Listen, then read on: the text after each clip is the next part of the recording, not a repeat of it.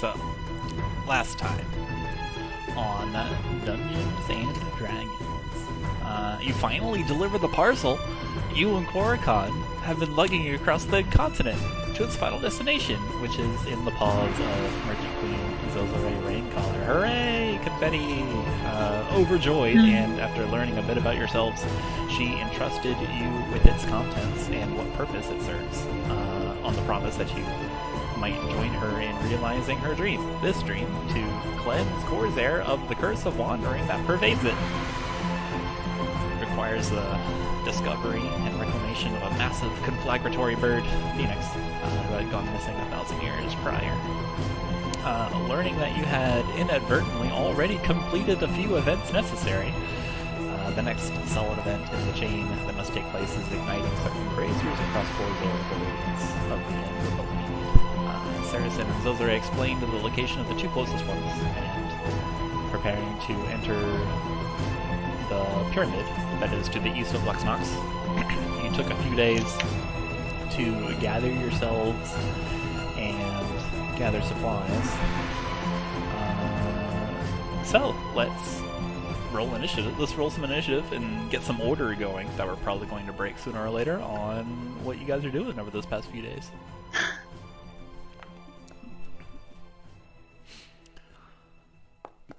Okay.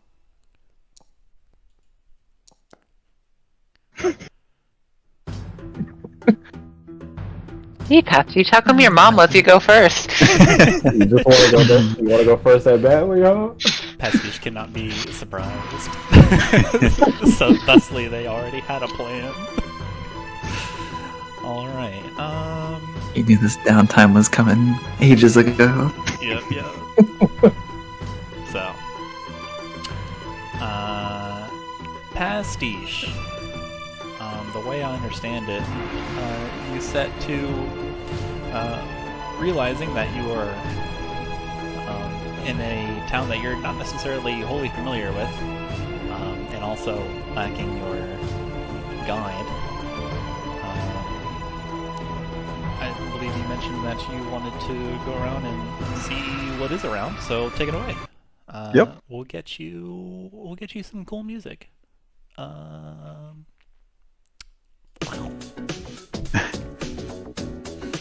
This is cool Yo. music. What are you up to, Pastiche? Well, Pastiche, being the studious learner that they are, took some time to prepare lots and lots of notepads, lots and lots of ink, the means to carry these things, and a pair of working legs. Pastiche, day in and day out, is roaming the city, hitting up every location, learning all of the shop locations, all of the shopkeepers' names, any hobbies they can think of, stopping by the Chime Fighters music store, witnessing the Battle of the Bands. Alright. Sorry, was that called the Chime Fighter music store? That's right. Alright, just wanted to, just confirming. Stopping by the usual places, the Thanked Badger, Lemon's Linens, the regular Arrow store. Which you notice is now the regular unassuming Arrow store. Right. They rebranded. Yeah, the sign has like a little carrot pointing up and the word assuming diagonally between the words. They just modified the sign. Yep.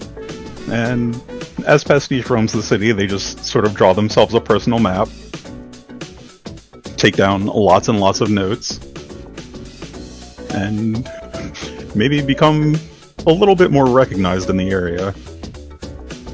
Excellent. Roll me a D100 5 times. Gotcha.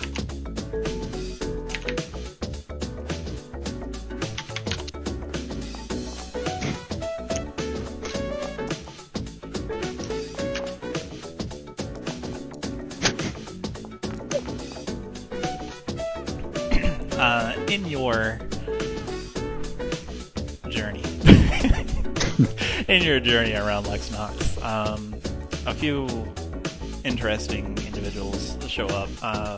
or you meet or discover or you otherwise acknowledge or observe. One of them is a very large Loxodon who has a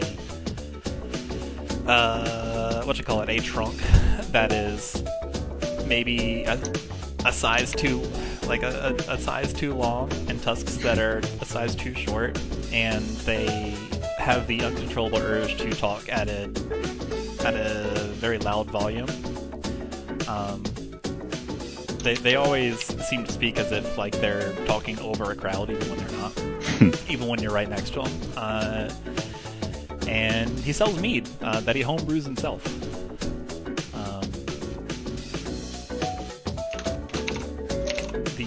Let's see, who else do you get? You find a blue-skinned tiefling that works as a glass blower. Out in their shop on this, they've got like a little stall and they've set out a rug, colorful rug. It's like this kind of like pink with bright sun yellow, like kind of inner rectangle on it. We've got lots of beautiful pots, jars, bottle, and it's all in just stunning colors and like dazzling kind of psychedelic glass. They kind of like infuse a bit of sand in it with it as well. They also blow glass looking like replicas of weapons and armor, or just like things that look like, sorry, not armor, just like weapons, just things that look like they would be a sword, but obviously they're made out of glass. And yeah, I meet that person. That's an interesting thing. Let's see. Oh, you do find out about the tinkerer that is the competition of Paisley. They've got all just their shop is noticeably much less organized than Paisley's, which is saying something because Paisley's is not organized either. They've just got all different kinds of like scrounge and like things that are held together with like duct tape, actual string, and a dream just of sheer force of will of how they do things. They run around on a cart every couple hours in the morning, and then they go out for inventory in the evening, and then in the afternoon they're open. Let's see here. 35. You've got a you meet a like a Triton. They're a ferryman. They have their own boat instead of just like a commercial. This is a regular whatever ferry. They appear to have taken on and made it their own. So their boat looks like a catfish, and it's got like a little kind of parasol looking tent on the back, just to shade his wards who is ferrying across Lux-Nox. The tip of his pole to push the ferry across has like a little spear, and he just stabs fish, like stores a little barrel of serving salts, and he just makes snacks out of them. Nice. Let's see, and then 45. Okay. This one you catch a glimpse of. You're not super sure, but there is it can only be described as a figure, a presence covered in heavy winter clothing. You watch them for a moment just out of like can't look away curiosity. Their voice is muffled by layers of scarves, and they just like visit each shop from here to here. They chill at the Battle of the Bands for a while, and just tailing them for probably a good few hours. You also see them put in a a couple of bets at the Raptor races that are scheduled for later this week before they turn an alley and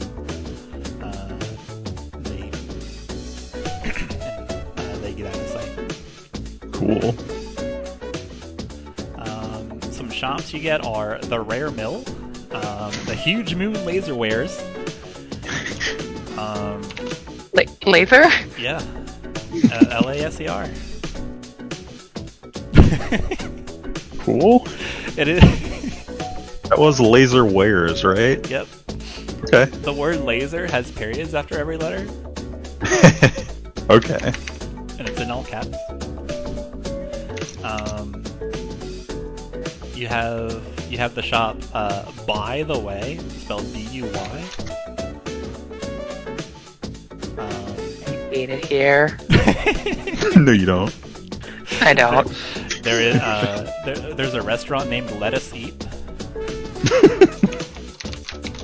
There's another restaurant named the Orange Stove Cars. You find a bar named Bar Humbug. There has to be an exclamation point at the end of that one, right? There's two. Good. Let's see, and many others. There's the Talking Curtain Apothecary.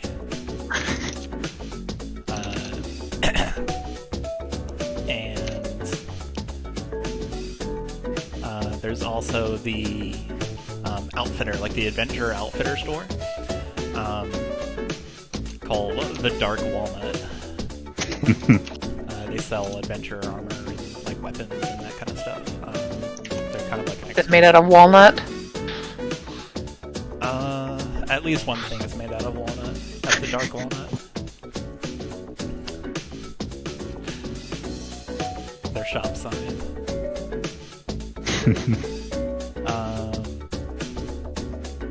You find a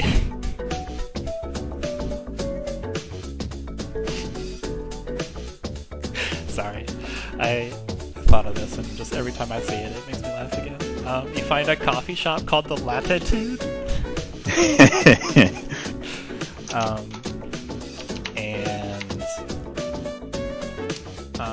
There is a shop that looks like they're kind of struggling. They've got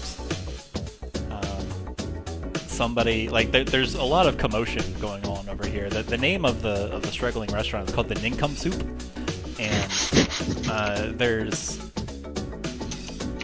like some kind of extra party of chefs along with the staff. Like you walk in, you like for lunch or something, but they ask you to kind of like hang out or come back another time.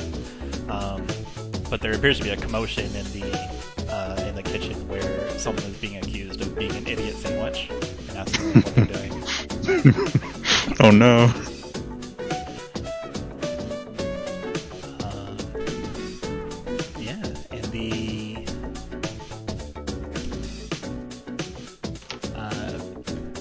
There's plenty of names too, but you've met Lemon from Lemon's Linens. Right. The owner of Dark Walnut is Kako, is a lizard man. He's kind of like a burly, shirtless lizard man with like big biceps. Like he's definitely get a load of this lizard man type. And many more. In fact, there's so much going on in Lux-Nox that taking it all in one day, just 3 days, is not enough. If someone were to vacation here, they need like to spend 2 weeks or something. But during your travels, in addition to all the shops and shopkeepers' names that you learn, and you do learn them, didn't mention them because it's just a list. One of the cool things about Lux-Nox that you remind yourself of when you were last here is there is a fun kind of like tourist attraction. There's a little tour guide, like a little elven tour guide going, leading a couple people around to a plaza where there's like a bunch of leapfrog fountains, where it's shooting out a little stream of water and it arcs over, and then goes into a pot, and then the next pot goes and shoots out a stream of water and arcs over. The tour guide mentions, the tour guide does request that everyone be careful because apparently this is where 60% of all tour-related accidents occur. So please watch your step. And roll a perception check. Sure.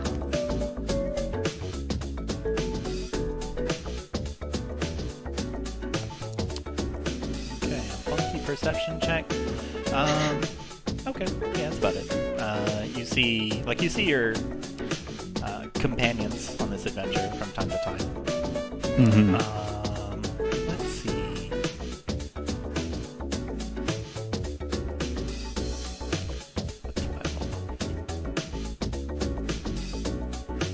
You know what? You also see.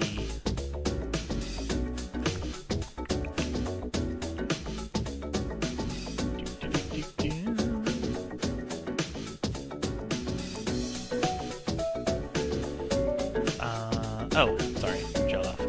You also see the lovely Merchant Queen, those are Raikel, she does her rounds walking around the city.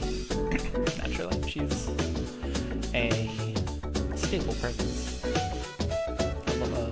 Holding City Lux-Nox.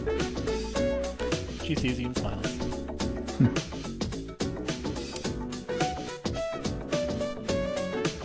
Give me a charisma check. Sure. Just straight charisma?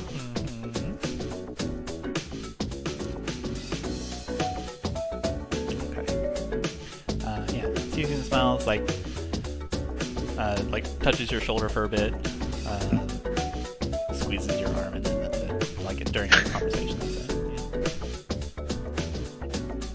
it. Pastiche will sheepishly return a smile before carrying on.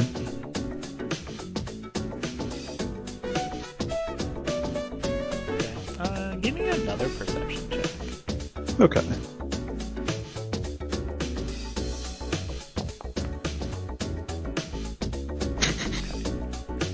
I think on one of the days you catch a glimpse of Chuman following something. You're not able to identify what or who Chuman is walking behind, but definitely some kind of creature that comes up to Chuman's waist. But he's just walking that way.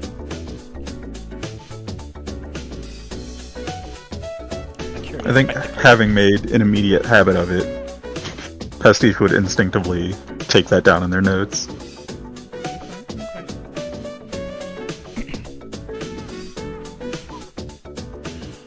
What else you got going on? That's all I got from what I asked you to roll anyway.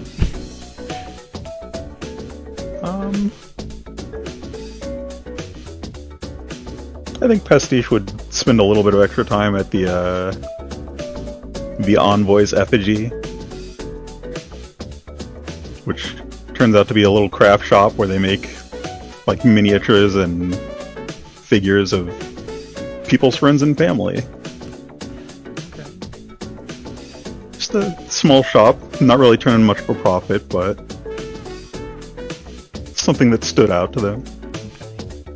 Someone finds out that you have a statuette of a crocodile. Naturally. And unable to listen to any other explanation, they assume that Pastiche, that you created this, and oh no, and you fit right in.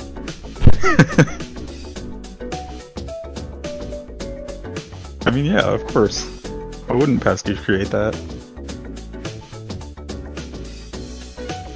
What's the tools for? Hang on a second. What is the tools for the artisan tools for like making statue stuff?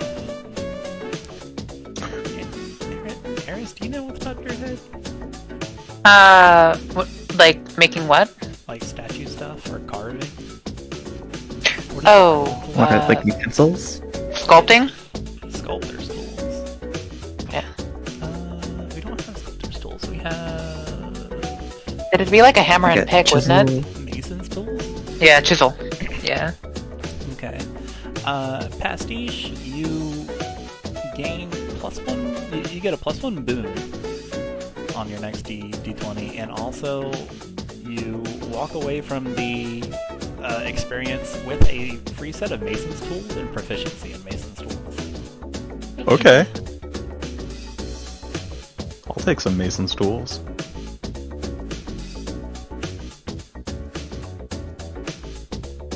Need a kitten. Alright. Which brings us to Twig and brings us to Twig. I think you guys had plans to do a joint excursion at least one day to visit the Dark Walnut. Outfitter galore. But Twig, what do you get up to? Probably before that happens, we'll do Twig and Makayla together because that happens the first day, I think. Oh, okay. And then we'll break off. Yeah. You get an initiative boost. Congratulations. Tried to get well, first off, Twig was trying to get their blade fixed, right? Yeah, we could probably do that. So we wanted to get like a blacksmith or someone to refurbish that, and then we would go and try also. I guess Makayla tried to go and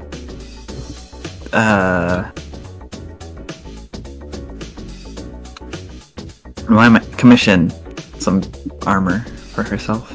Okay. Some better magic armor. Something like that, probably. Okay. And then, so Twig, I understand that you're looking to repair your Jumbia? Yeah, Twig was looking to get his blade repaired, as well as try to learn some information about this pyramid near Lux-Nox. Okay. So you, in the morning, you happen upon a kind of like salamander kind of person. They appear to be a blacksmith, and you work with them. Their name is Polinia. And you can indeed get that Jumbia fixed. It'll probably take a couple hours. It'll be... roll a charisma check. As you chat out Polinia. That's pretty good. If it were up to Twig, you would simply roll high. This blade has been with me since I was a child. I think Felinia acknowledges that this is a Jumbia, and she'll say, yeah, this is super important. I'll fix it right up. And they set to work on it. They ask you to come back in the evening. Looks like you came in before they had any other obligations. What fortune. It will be 200 gold. Okay.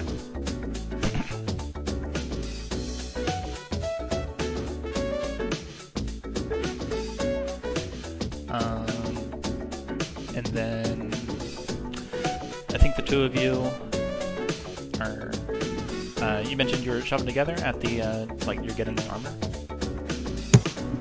Yes, so, yeah. I think so. So here we are, the lovely Twig and the esteemed Makayla. Roll me a. You guys roll me a D100. You find the shop. You find like this outfitter store, What was it? I was asking if we wanted both of us. I rolled that did not roll anything. Rolled a 1d0 apparently. There we go. 91. Excellent. So you are walking together, you and Twig, or Makayla and Twig are walking together, and you spot a super like muscly, burly lizard man with like an orange mohawk, biceps going everywhere.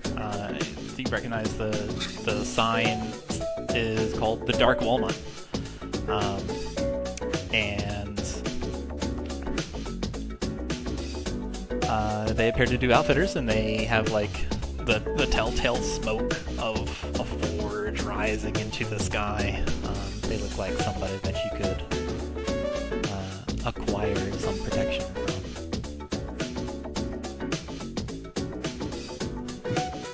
Hello, sir. We wish to acquire some protection. Makayla would say into the store. The stall, whatever. The lizard man kind of like snorts at you like, well, you've come to the right place. I dabble in all sorts of protection. What would you be looking for?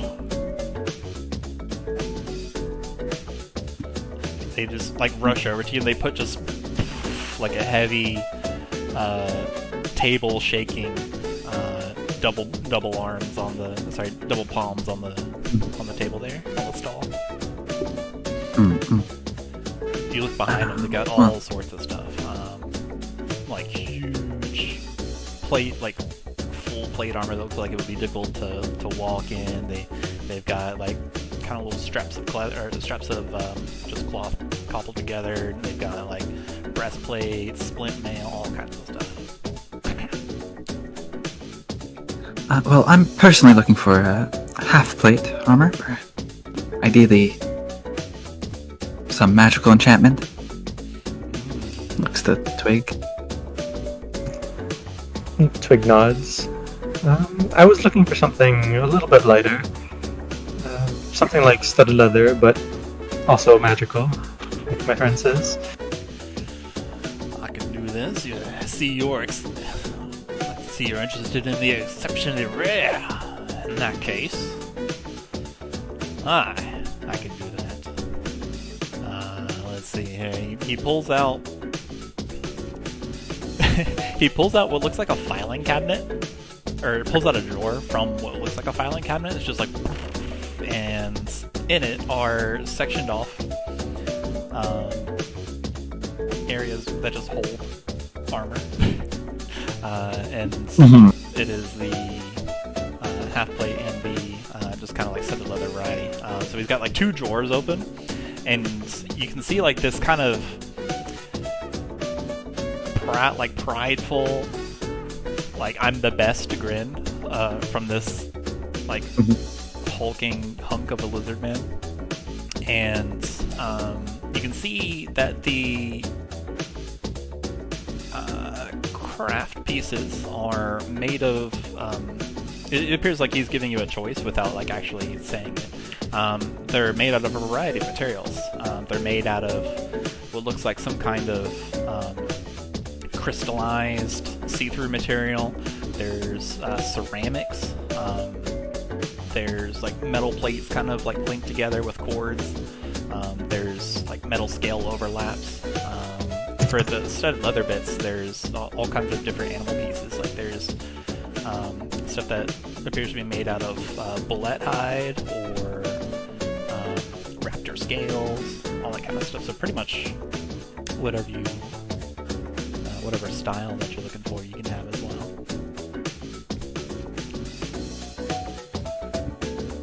Okay. And as you're perusing, just trying to make your choice of what it's made out of, the lizard man introduces himself finally. He's like, "Oh, well, you can call me Kako. I've got quite a bit of selection here if you're looking for something magical, or I've also got functional. This one here has a deployable sunbrella. You can use it to protect yourself from the scorching heat of the desert. which would be Built into the armor itself. aye. You just clap yourself on the chest and whiz-burt boing, as they say. I see. This one here jabs a claw at the next one. We've built some cooling vents into it, which disperses accumulated heat energy over the day as obscuring steam. We use this for quite a few merchants that are tired of getting attacked by wanderers out in the desert. They needed some kind of camouflage. This one here. Have you made all these yourself? Mostly myself. I make it, and then me partner Felinia, we over on the other side of the canal works with it. And she helps me with the inventions or the enchantments otherwise. This is like a huge catalog, right? Like This a lot of like the filing seems to be cabinet like a big can't- selection. Yeah, like the filing cabinet itself can't be more than like 3 feet deep, but this dude has like an entire stall. It's pulled out over the entire stall. Yeah, Makayla is definitely impressed by all of this. And like there's all sorts of like there's not only this filing cabinet, but like there's other like showpieces hanging from the ceiling of the stall, like just on cords, and it looks like it in some sense it looks like a carnival stand with all the prizes hanging in the back. And then he's got this filing your cabinet top that he's shelf. able to kind of stretch out forever. Sort of a file cabinet of holding, if you will. Uh-huh. Jabs like he yanks the file cabinet some more just to like reveal more craftsmanship, and then it just kind of all lurches forward with the with the inertia. This one here, we built this to kind of reflect the sun energy. As long as you're standing still, you can kind of use some kind of mirroring effect that projects your own body in a slightly different location. And this one here, this one was a commission, but it was never picked up. This one, it was commissioned to us by a kind of a timid, if I do so say myself, timid merchant where they needed something that made them feel good, made them feel confident and comfortable. So by golly, we did it. Just simply putting on this piece, it just instills you with a sense of being able to combat fear.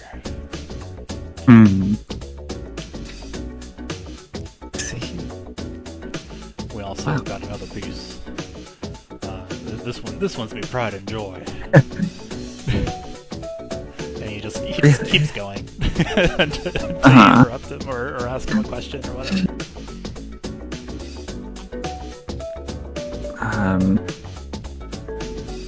Yeah.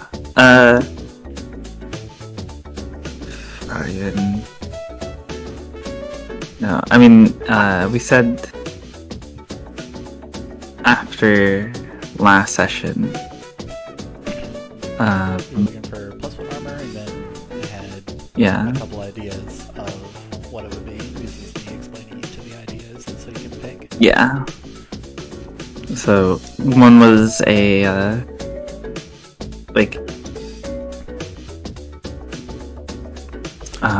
created like a mist effect, like a fog. One is immunity to fear. I can tell you the flavor text or the mechanics if you want. I'm not trying to like obscure anything. I think just one has the exact. one has curious a what the actual looks deployable are. sunbrella. You can use a reaction to have resistance to fire damage if you are subject to a saving throw involving it. The other has cooling vents.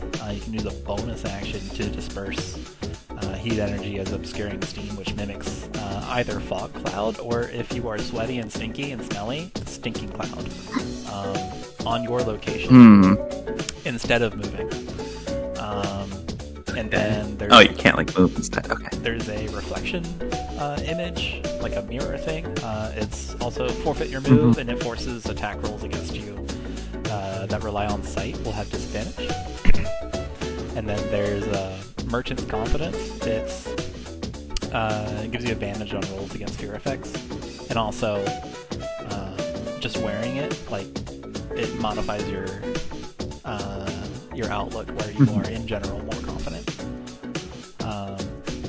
And then I think there's another one where there's like Algan Hospitality, and you can use a reaction to do 3 things all at once. Clean yourself, replaces the smell around you with donuts, and also chill, warm, or reflavor any food or drink within 10 feet of you. And if you don't like that, I've got more. I think we have another filing cabinet.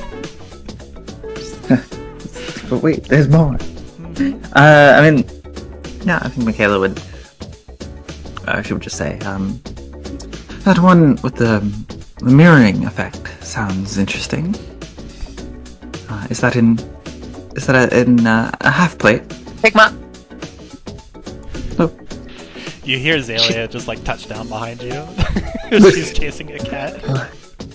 Sigma's trying to eat plastic bags. Stop it.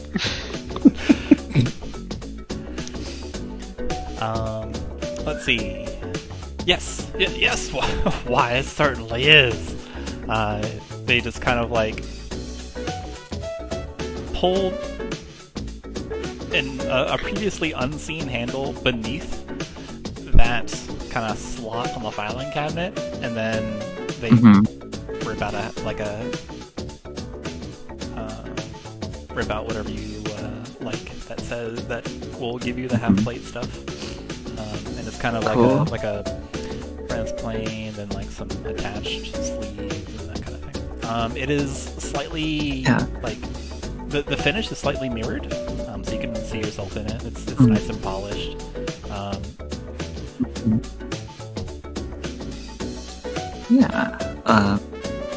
It's got like a really smooth feel to it. This looks wonderful. Thank you. Perfect. What I need. Excellent. Just kind of like pushes it towards you, and then just kind of wraps it up. And by wraps it up, he doesn't actually like put it in anything. He just takes a string of ribbon and then ties a bow on it.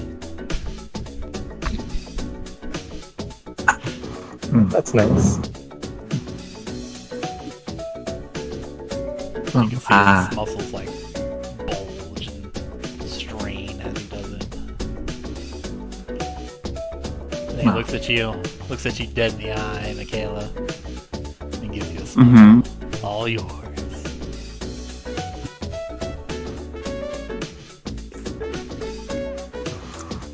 Thank you. And the price?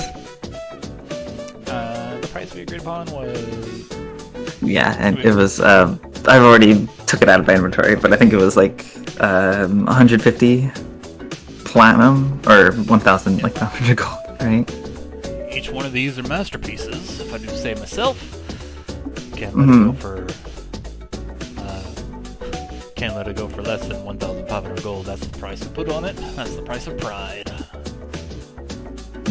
Well, I can see you put a lot of pride and stick a lot of it on these various armors, and the work reflects it, so... Why, thank if you. If it works even half as effectively as you say, I think it would be more than worth this price. So, here you go. And thank you. By golly, thank you. The Dark Walnut appreciates your patronage, Marm. You want lap that badly? Is that why you're being a goddamn goober? You want lap? I think he wants plastic. Makayla would Then, Xalia's just like. in fact, I guess the cryptid across the rooftops. Yeah, Makayla would, I guess, then to make transportation easier, would be trying to put out equip to don said armor. Yeah, go ahead. Well, I guess Twig is. Twig chooses his armor of choice. Makayla dons her armor as this massive mohawked lizard man turns his attention, like swivels his head, and turns his attention dramatically to Twig. Meanwhile, Twig has a claw to his beak, and his eyes are scanning across like dozens of different armors inside the filing cabinet. And for ye. I've never seen a selection so encompassing.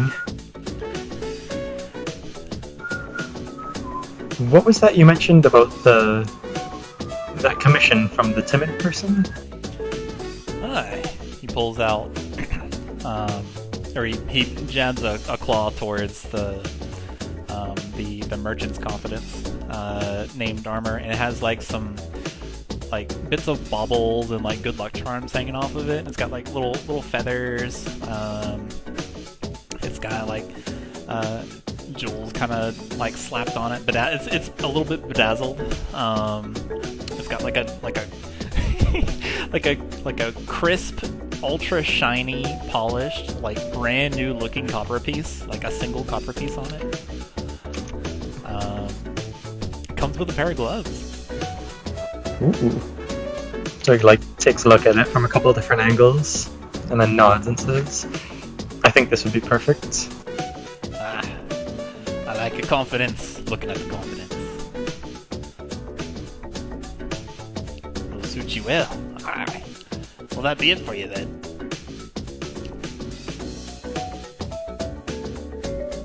Are there such?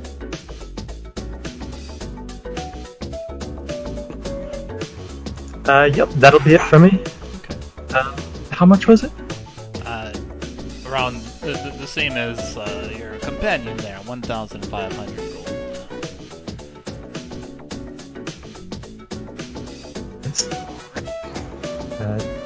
Twig digs around in his backpack, pulls out his purse, and like after looking in it for a couple of minutes, looks back up at the merchant.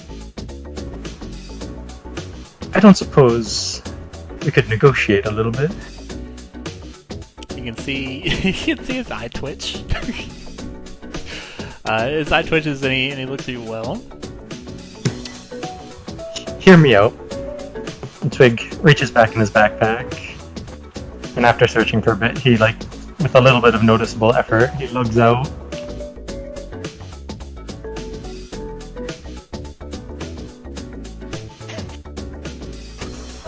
how about 1,200 gold and this? As you hold out like this big diamond the size of a fist. You can see the diamonds in his eyes. roll me a persuasion with advantage.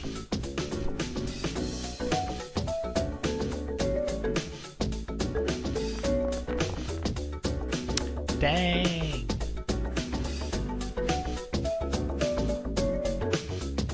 Kako wipes a bit of drool from his mouth with his bicep and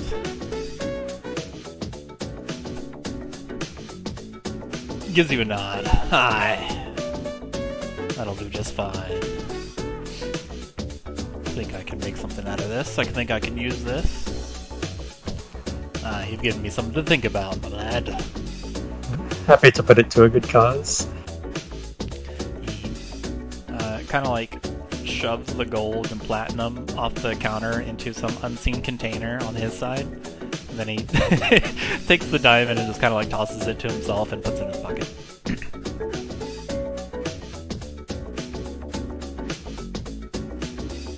Yeah. So you guys have... Makayla has an armor named Reflection. And Twig has an armor named Merchant's Confidence. Is that in my inventory? Or... You can just put half plate in your inventory, and then, or plus 1 half plate in your inventory, and just write a note on it, and I'll get it later. I got it.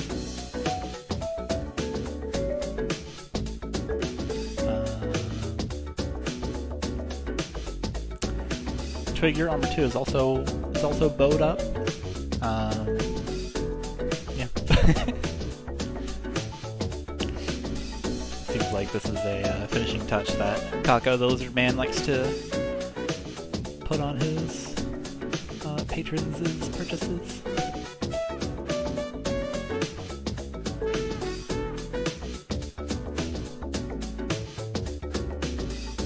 Hey, kitty.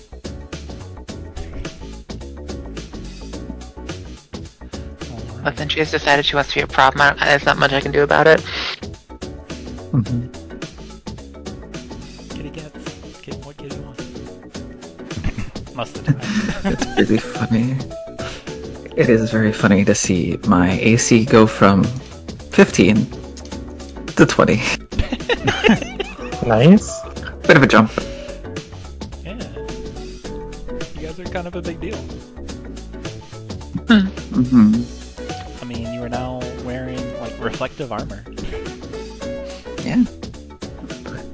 People notice you where you walk. Alright, so you guys both don your new purchases. Just Kako, the lizard man proprietor of Dark Walnut, kind of chats you up a little bit. Tells you about more shops and everything that's going on. And just shooting the breeze while you're suiting up.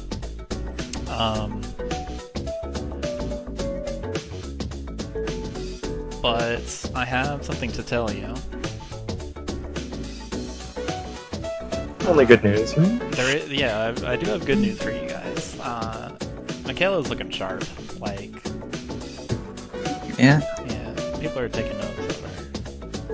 However, someone appears to have taken notice of you that you spot out in the crowd that you have seen before. This familiar person takes a couple steps towards you. However, these steps are menacing. This person that notices you has long, like, metal ears going up from their helmet, beady red eyes, lots of bronze metal plates covering their arms and torso and hips and everything. They've got dangling straps of sun yellow and, like, sky cerulean blue covering over them. They have 2 weapons at their side, 2 scimitars that they expel with a blast of steam, and they catch them, twirl them in their hands, and then as they stop some tens of feet from you, they smash them together, hilts. They smash the hilts together and then twirl it again, and they have formed a menacing-looking weapon, a double-bladed scimitar, and they're going to kill you. Go ahead and roll initiative. Kill you. They're going to try. Hey, that armor looks neat. Let's fight. I'm already feeling the extra confidence. 8 to 9, yeah. No, We're really he's gonna just roll a like- 7. Watch this. Let's see. Did I? We come walking out of through the streets in our fancy armor like that. One, like, TikTok of the cartoon characters just walking. I was thinking of that Spider-Man 2 scene. Or is it Spider-Man 2? The Spider-Man walk dance. No. Does Twig do the finger guns? I think Twig would. That's the level of confidence he's at right now. Yeah, just Oh my god. He's still trying to get it under control. Never go Spider-Man 3 levels of confidence. There are places to acquire sunglasses around here if you want. You just slick back your hair, your feathers. I want to look at it. black coat. I think no, it was a sweater. What a silly movie. Oh crap! I forgot to upload this.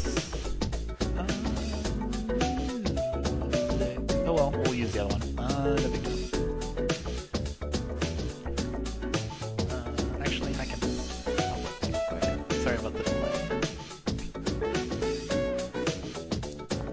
delay. Also, Xalia and Hello. Also, Xalia and Pastiche, you guys are here. So go ahead and.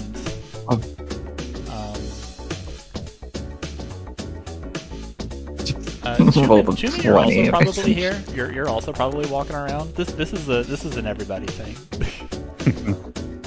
Oh, that was a raptor that rolled for initiative with advantage, by the way. We'll use that raptor. Go Raptor.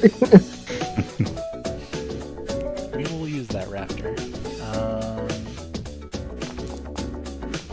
Let's see. It's just if that was the raptor's 14, that would have been plus 7, I think, right? Because Pastiche has like super bonuses to initiative. That raptor wasn't me. Wait, who rolled with advantage? Oh, never mind. You'll know that.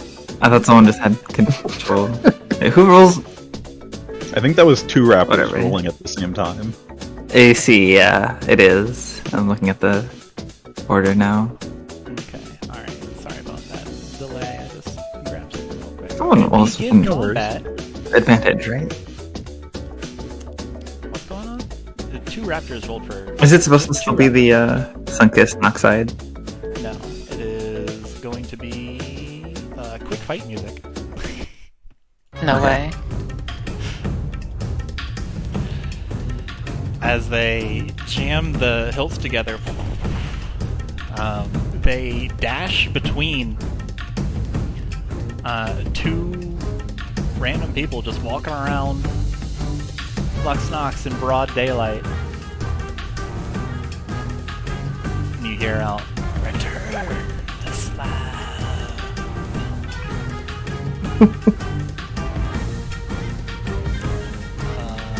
And by golly, 1, 2, 3. 1, 2, 3. Makayla. Mm-hmm. Got startling news for you. I'll tell you in a moment. Has it been a long rest since? Oh yeah, everybody has a long rest, by the way. This is the Okay. next morning after you guys went back to the thing edger and like planned yourselves. Cool. Long rest Because I just still noticed only- I was still concentrating on an effect, and I was like, oh, that's still. Long rest still only applies -1 exhaustion points, right? Correct. Okay.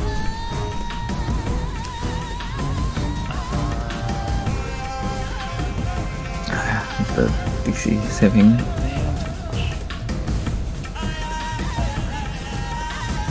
Well, that still hit me. Darn it. Alright. My new armor, it does nothing. Hang on a second. I am weaving a tale. Mm-hmm. Alright, does a 19 hit you? Not anymore. Good to say that. Okay.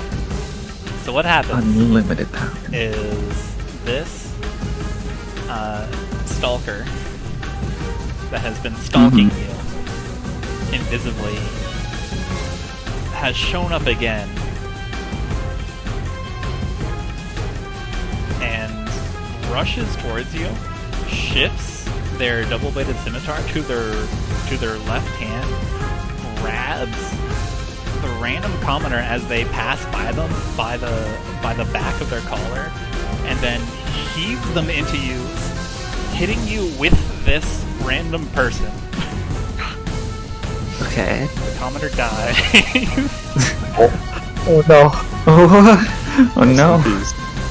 Broke themselves upon my body. As they break themselves upon your body. They suffer from the condition dead. Oh my god.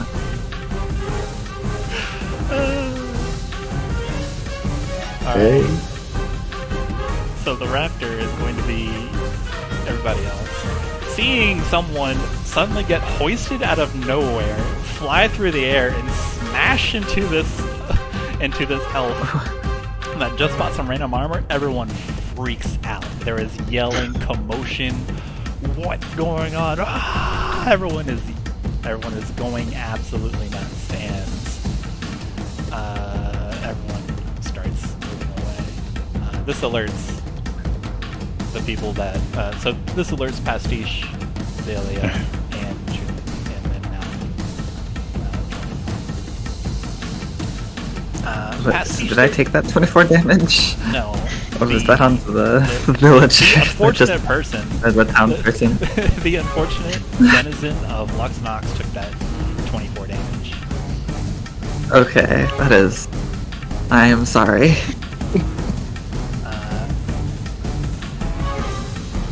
Yep. Pastiche, you hear yelling, commotion. There are now throngs of people going in every which direction. You can hear a yelp of. You're like in the middle of compiling your Taking notes. notes. Yeah, of all Yep. the notes. Yeah.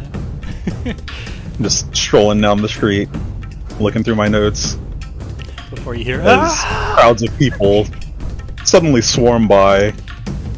Screams fill the air. Pastiche is gonna pick up the pace a bit. Moving through And- these people and through this raptor is difficult terrain.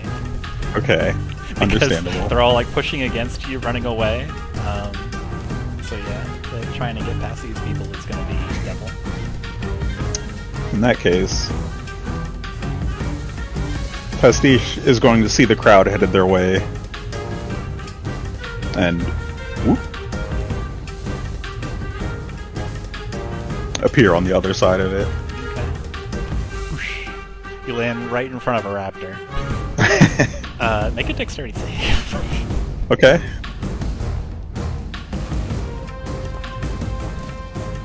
That's pretty good. This spooked raptor is like charging as you appear in front of it, and it just continues to barrel into you. And you, it does collide with you, but you manage to quickly move aside and roll with Pastiche it. sticks a hand out and uses the raptor's body as sort of leverage to drift around the corner.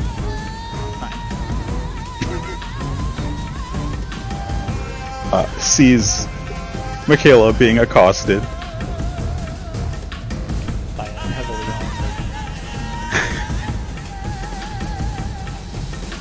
armored. And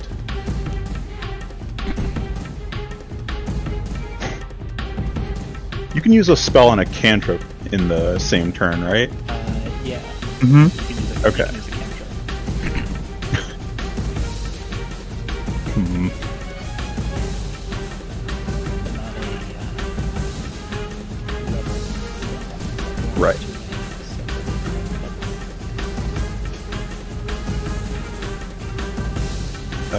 Pastiche is gonna stash some notes, pull out their brush, spray some green paint.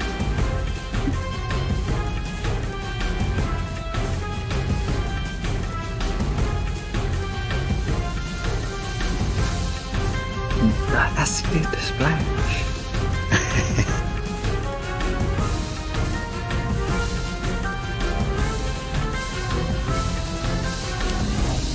acid is splash.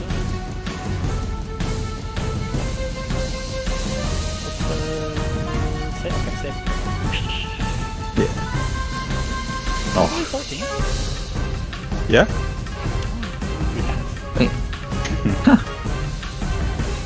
Really? Should it not be? You fling the acid. No. Whoosh. I think the unfortunate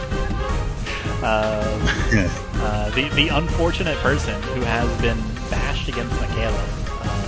Makayla's brand new armor takes the hit. Oh no. Wipes away clean.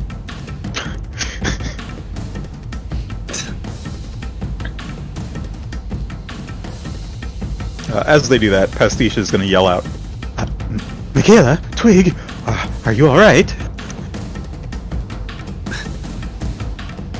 A little busy. Engaged with this metallic. It is metallic, right? Yeah. The stalker. Yeah. Metallic. It is completely covered in head to toe with armor. And staring at you with these demonic, glowing red eyes.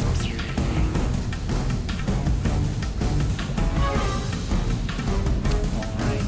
As you fling this corrosive paint at them, and then call out to your companions. I think that's it. Stay there. That's it. Yep. Chuman, commotion. You quickly turn around, hearing a blood-curdling scream fill the air, and see throngs of people moving, and Twig and Makayla, and also Pastiche. You see a person flying through the air and slam into Makayla. That's all you see.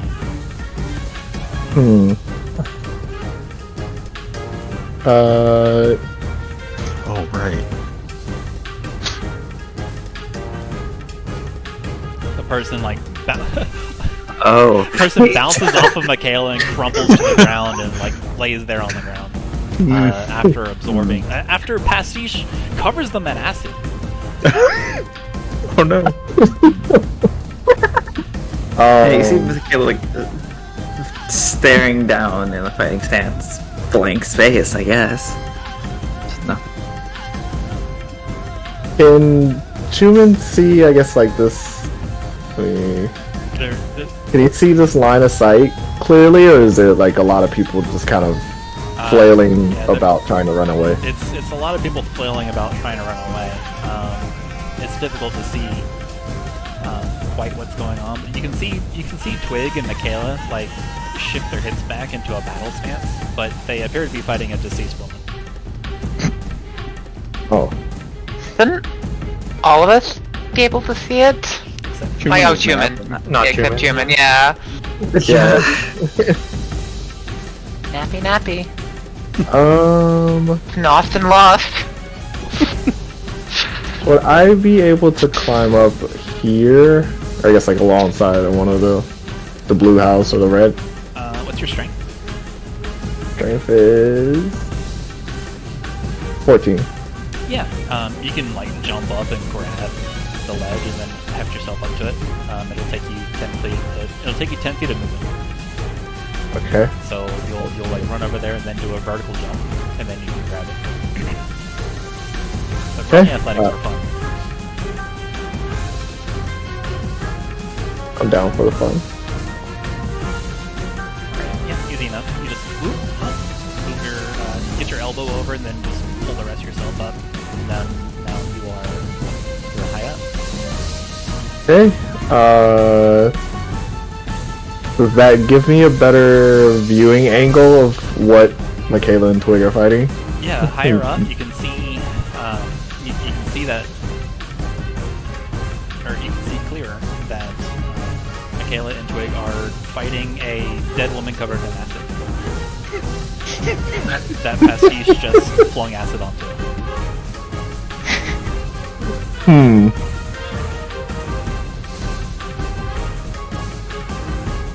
Makayla and Twig are like kind of slowly like moving their body and just taking up a sort of a threatening space around them.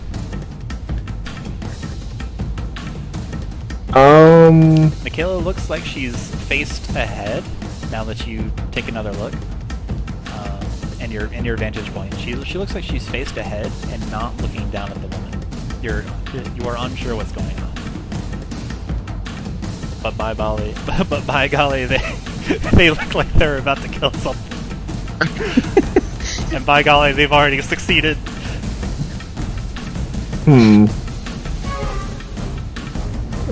Let's see. I think since Chuman doesn't know exactly what Makayla and Twig are fighting,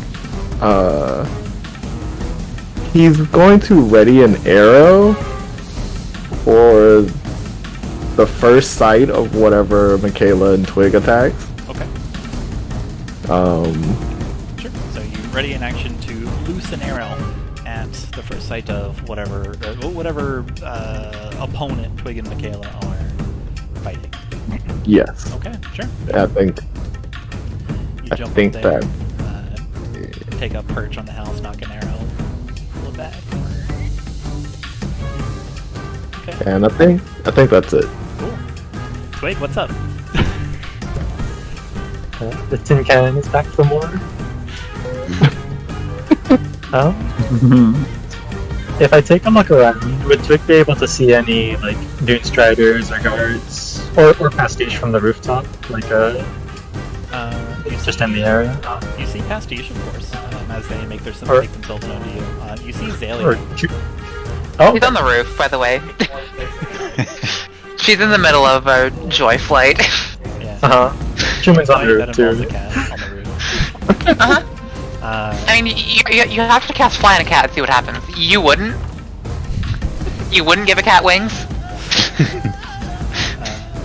You see Xalia on the roof, but you don't see Chuman. Chuman's probably like too far back and like at a weird angle that you just wouldn't look at. But you do see some Dune Striders, and they appear to be like coming out with this quizzical look, trying to see what the source of the commotion is. Okay.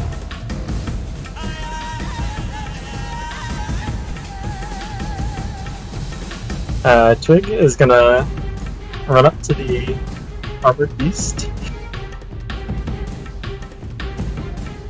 and try to splash some oil on it. Okay. Make an attack roll. Just a normal one. I don't think it should be ranged. An 11 unfortunately does not connect with it. It sees you going for the oil, and then like you're uncorking it, and getting ready to like cover it or splash it or smash the oil flask on it. It kind of like hits your hand with the flat of one of the blades, and the oil flask goes cascading through.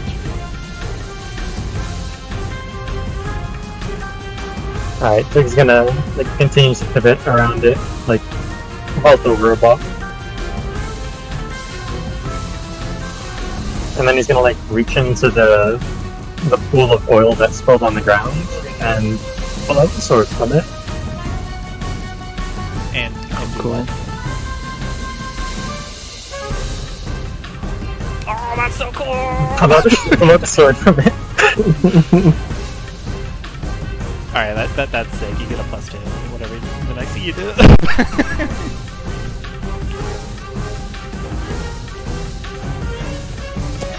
That'll be it for me. Makayla. It's back for more. Yeah. So question, sorry, how does my armor work exactly? What is the effect? It's if I don't move, I can use a bonus action. Correct. If you do not move, if you do not move on your turn, attack rolls against you that rely on sight have disadvantage. Oh, I don't have to like do any action. It's just if I don't move. Correct. That's cool. All right, that's better than I thought it was. The sun is shining in Khorzaire. Indeed, it is. And it reflects apparently off of Makayla. Yeah. So let's bless up. Don't. Yeah, she wouldn't even. Where is Chuman? Yeah, she would not even be aware Chuman's there.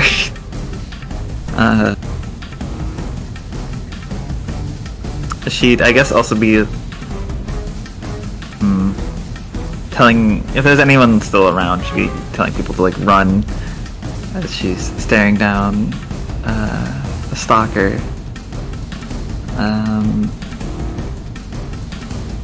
And like scream out. There's a some invisible monster, I guess, like in front of her. And then yeah, let's. She would just attack. Okay. Or actually, wait a minute. Waiting.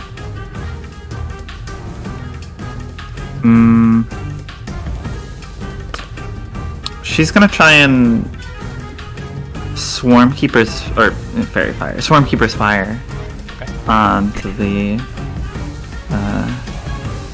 thing. Does upcasting this do anything? Does it just make it last longer? At higher levels. No. Then no, it doesn't. I guess I just can use it. Yeah, you can use it at a higher level, but it doesn't have any. Alright, so you flit some Swarmkeeper fire over there. What's the noise it makes? Uh-oh. Nice. Get owned, nerd. You got him. Tell me what happened. Yeah, she's like yelling that there's an invisible foe. She'd, twirl their staff around as sort of spectral vultures would be sent out from it, and they'd sort of as vultures do, circle around the air above the implacable stalker, and their feathers would kind of like fall upon it, slowly kind of like inking it in this black and gray like faint light. Sick. And yeah, Chuman, you now see what's going on. now you, Yep, and Chuman's let loose. Go ahead and make an attack. Just fires off the arrows. Into you have advantage. Yeah. Oh yeah, that's right. Natural 20. That's so sick. Nice advantage. Look at this teamwork go. Dread Ambush applies on this, correct? Because you Does held Dread your Ambush action- say on your turn? That's what I was about to. yeah, it'll be verbiage and in Dread Ambush. It just says the first attack of a At the combat. start of- if you take the attack action on that turn, if that attack, it triggers Dread Ambush. Perfect. Because it is still the first turn. Nice. So 18. I've got some cool news for you. Dread Ambush also is criticalized, so roll Oh yeah, that's right. Sick. Alright. From like a literal bolt from the blue, an arrow comes out of nowhere from across the city, whistling, and then slams into it with a force shockwave. It causes the stalker to kind of take a step back, and it loses its fighting form for a moment. And that would be the end of my turn. Sick. What's up, Xalia? You hear lots Oh. of people screaming. Yeah, I mean she can see the thing, right? Yeah. Alright, so she's gonna fucking Kinda dive glowing, bomb. too. She's gonna fucking dive bomb it with Sit Whisper. Sick. Just from the roof, just jump on it. Between Yeah, so she's like- Swarmkeeper and an arrow, yeah, you can see it. Yeah, she's like fucking. I don't want to say Dark Angel Xalia because she's not that elegant. She's like a fluffy, way too skinny, like ruffled bird thing, like bird person. She's like the fucking Raven people from Dark Souls. Okay. In the same ballpark of what she looks like right now, and she's gonna slam down, swinging a knife. Yeah, you have advantage on that. Yeah. What is that Gen 5 fossil bird Pokemon?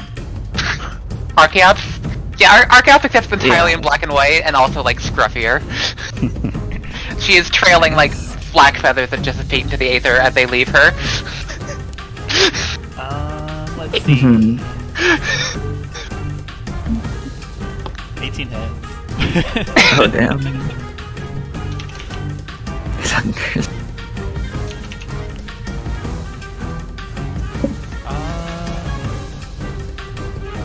Make a wisdom saving throw. Okay. Where is that attribute?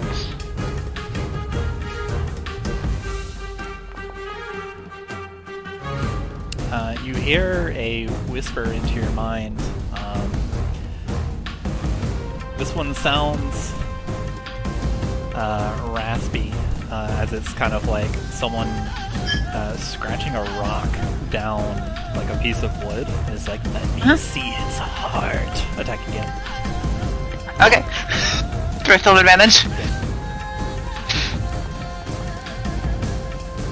15 does not hit though. Clang goes Damn. off the metal. She tries to stab it in the other eye hole, but it moves.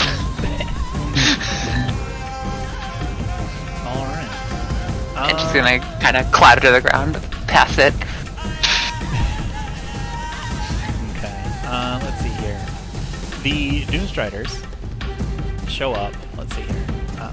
1, 2, 3, 4, 5, 6. They see you doing something to a glowing outline, and then they take out their double-wielded scimitars and dash. 1, 2, 3, 4, 5.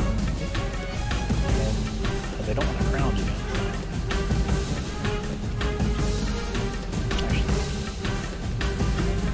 Pastiche, you see a Doomstrider like stride up next to you and assess the situation. They query the commoners and yourself about what's going on. Twig and Makayla and everybody, you sense the Doomstrider coming up behind you and trying to assess the situation. The one closest to the action begins to question what's going on when suddenly Makayla, the woman that you were attacked with, disintegrates into a billion particles of dust, and a screeching, wailing specter comes out, very unhappy, and joins the battle. Oh no. Yeah. Okay. Yeah, Makayla would probably yell to others, like, keep your distance from this thing. Let's see what happens. The very scary armored creature is going to look at Makayla. The beady eyes like shine and get brighter for a moment. I need you to make a wisdom saving throw. Okay. As it makes eye contact with you.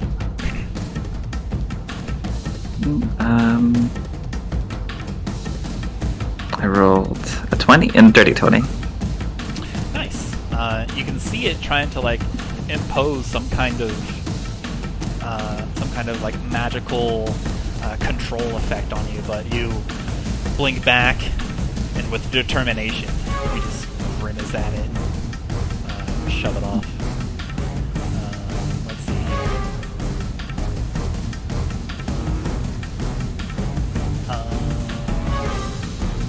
And then it's going to turn around and cut Twig. Hey, don't do that, that's rude. Oh, he's doing it. In fact, like, he jumps on top of this fruit cart and does a super cool, like, somersault spinning double strike whoosh, whoosh, against Twig over on this side. Like, jumps over Twig and then, like, tries to cut him twice with it. Oops. It's with advantage. 17 for my attack about. Does not hit. Bang. Shabam and Shabam. Does a 17 hit you? Does it? No. Twig? 29 doesn't hit. I don't think. Last time I checked. Wait, do I get an attack roll too? You do, if you want to put your reaction on. Yes. Go ahead. Advantage? No. 15 does not hit, unfortunately. As you both swipe towards it, just eerily Wait. quick, it's Wait, hold on. holding on. Shouldn't I be proficient with dagger? Are you a Visa? Yeah. Are Visas proficient in the dagger? I thought they were. I thought they were too. Let's take a look. Yeah, pretty sure. Wizard. Weapon proficiencies. Yeah, you're proficient in dagger. And dagger can use dex, right? Dagger can use dex. Yeah, so those should be +6s. Those should have been 2 18s. Okay. Damn. 18 hits. Alright, so I've hit it twice. Okay. Go ahead and roll some whisper damage real quick then. Did I roll the other one, or are I just gonna mulligan that one? Yeah, you can go with roll damage. Okay. So I hit it max damage twice in a row. Congratulations. So whisper is monk. Alright, cool. Also roll me 44. Okay.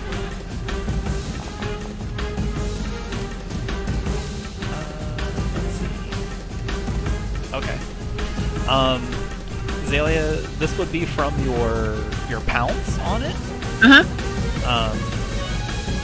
After you lurch toward it again and stab it towards its ocular, after being spurred on by some whisper, it's almost like an involuntary effect. There's like a tendril of jet black energy that tries to course into it, but it is blasted away and just kind of like deflected and goes off and dissipates. So necrotic damage does not appear to affect the creature. Okay.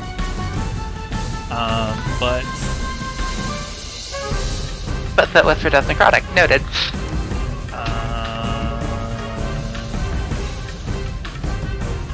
But Twig, slashing damage does affect you. You take you take 20 Oh my slashing God. damage. What is your AC? Twig?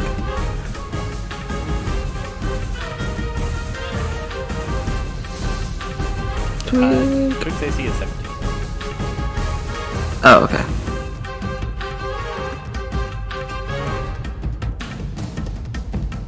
Actually, let me make sure I don't do too much damage. I think it's Twig 13 AC. I think it should be 14 because it's +1.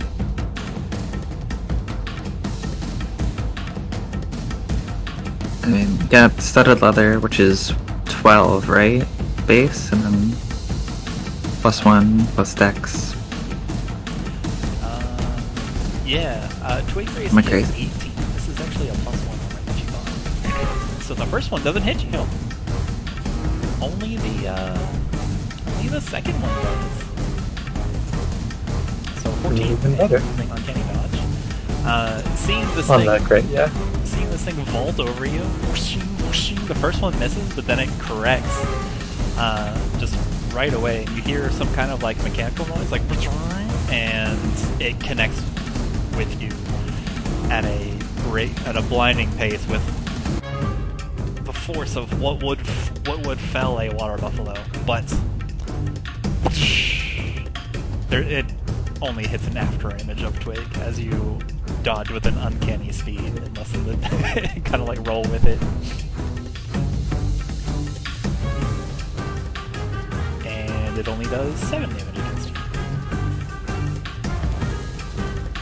Alright. The Kako understands what's going on and he ethically leaves. The throngs of people continue dispersing. Which brings us to Pastiche and Chuman. This is group initiative.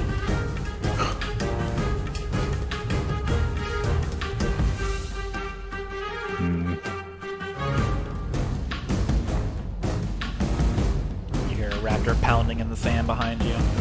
Get out of there. As Pastiche sees this stalker flip over Twig, they're going to watch where they land, point in their direction, and manifest a puddle of oil under their feet. Okay. Okay. Sure.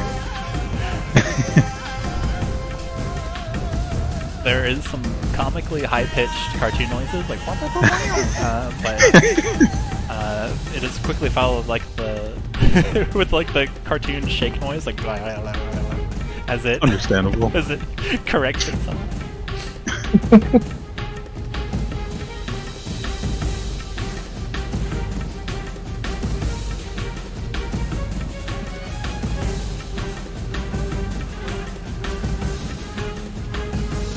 Okay. That's still there, so yeah, sure. Okay. As it lands into the greasy oil,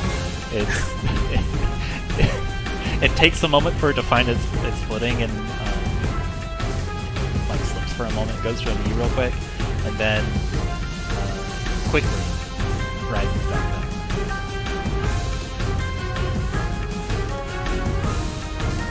What you got? What else you got, you two?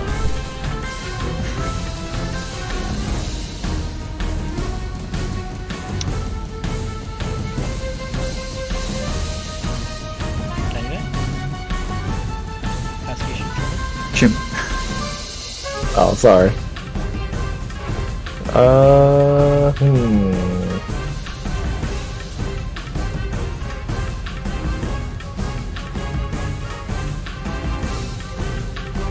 I think. Actually, let's see. Pastiche, make a Constitution save. Okay.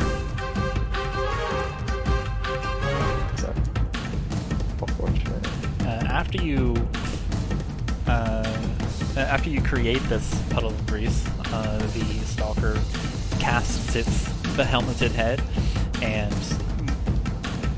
thrusts its palm towards you and whips up the sands that are littering the streets and blasts you in the face until you're blinded. Oh, okay. Oh. I think from Chuman's position, he's gonna take the. He's gonna continue firing arrows at the stalker. Well, at least while he's busy. Do I still have advantage on this or no? I do. Okay. Just roll another for that one.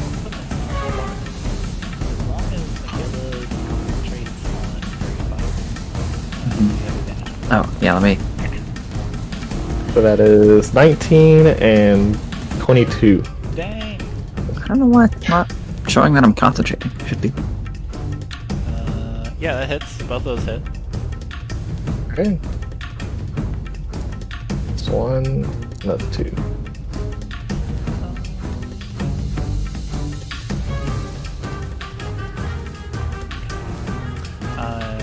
Chuman, as your arrows blast into it, you notice that you're making clean hits, but the arrowheads are slightly grazing off and they're not puncturing this armor. You're doing less damage than you expect.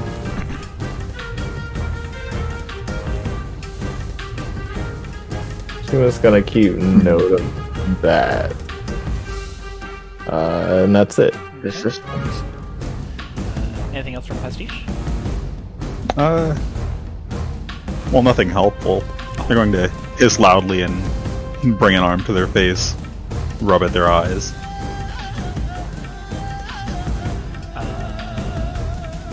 This wailing, shrieking specter of an unfortunate bystander is going to attack the person that killed him, which is Makayla. Oh no. Yeah, I killed them. Oh my god. It doesn't hit, though it is at disadvantage. now.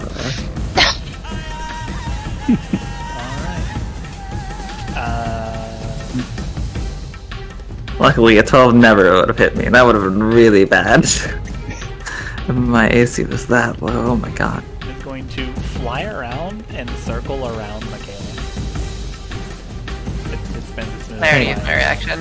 Yeah, Yeah, we used our reaction. Stop doing that. it's flying around. trying to scratch at you and all that kind of thing. Which is It which needs brings us to nothing the rest of but it. armor. Twig, Makayla, and Xalia. What would you guys like to do? Xalia wants to stab the Spectre. Okay. Go right ahead, be my guest. It's floating. Alright. It's floating around. What you call it? Makayla, you just jump up and try to jam something with it. Go for it. I added the 3 manually. 19 hits. Oh, yeah, you could change. I mean, yeah, it's whatever. Bonk. You carve a piece of its ectoplasm off, and it falls on the ground. He's gonna squat down and look at the ectoplasm and watch it fizzle. It's goofy and fizzles, and like it makes like this sizzling noise, like. Not their turn. Twig and Makayla. Alright. Well, I'm going to... Wait, Let's see. As you do I this, can't do that. as you do this action that you're about to do, Makayla, there is a Yeah. pulse of purple-looking energy that comes out from the thing like a shockwave. Like it like moves back and flexes, and there's this smoke that comes down and just whoosh, turns into an energy and kind of like wraps around all of you, and you guys don't feel the warmth of the sun and the gentle caress of the moon maiden Selene feels like it can't reach you while this is enwrapped around you. That's it. Nothing Oh, good. okay. Yeah, that's it. Okay. Sure. Yeah, no, Fairy Fire is concentration. Alright, literally every one of my spells are. I attack with my staff at this Spectre. Whoop. With advantage. Nice! The big bunk for 10 and other things to give me so god there's so many things. Okay, that's Makayla is twice. collecting her dice. 15. Luckily there's not actually that many other things, so I'm not dropping concentration to do anything else. So it's literally just gonna be this. And that's 1. Then oh wait, this is an advantage. Ignore that one because I rolled a 19. So 26. Right. For 12. Damn, max roll. So You're hitting 15, 27. Huh? Yes, this is blessed. I blessed last turn Where are you? as a bonus action. No, I'm hitting the Spectre. Oh, the Spectre! I did all the damage to the Stalker. Whoops. Yeah. Oh. Yeah. Undo that. 27. I haven't moved. I'm just smacking the Spectre. Alright, let's see.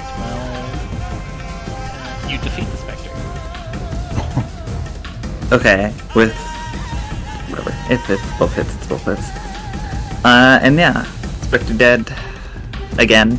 I move over to the other side of Twig. Okay. Or to the other side of the Spectre of Twig.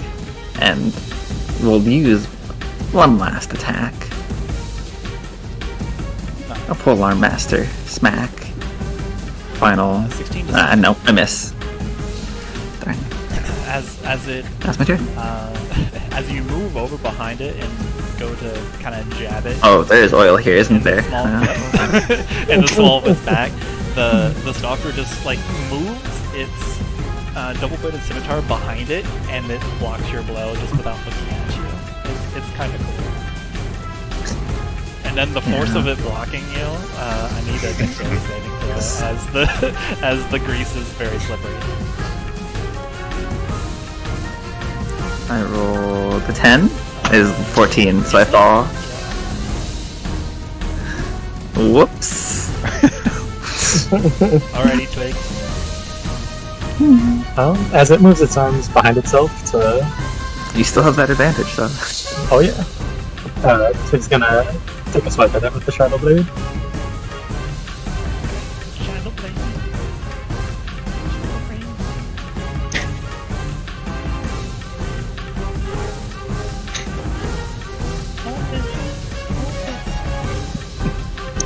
Okay, now it's my turn to crit with advantage. Dang, I should rename that to Soul Fist instead of Siphon. But you always had advantage. This was pointless for me to move here. Whatever. Don't worry about it. 6 hits.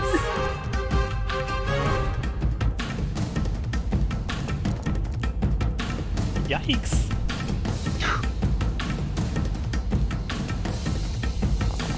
And that is psychic damage. Yikes.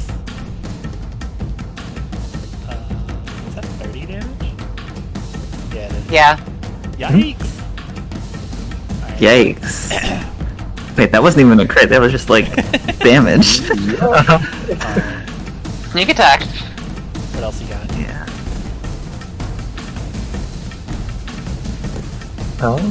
I think after that, Twig's gonna draw a bookmark and take another stab at it. Holy snap. Oh shit.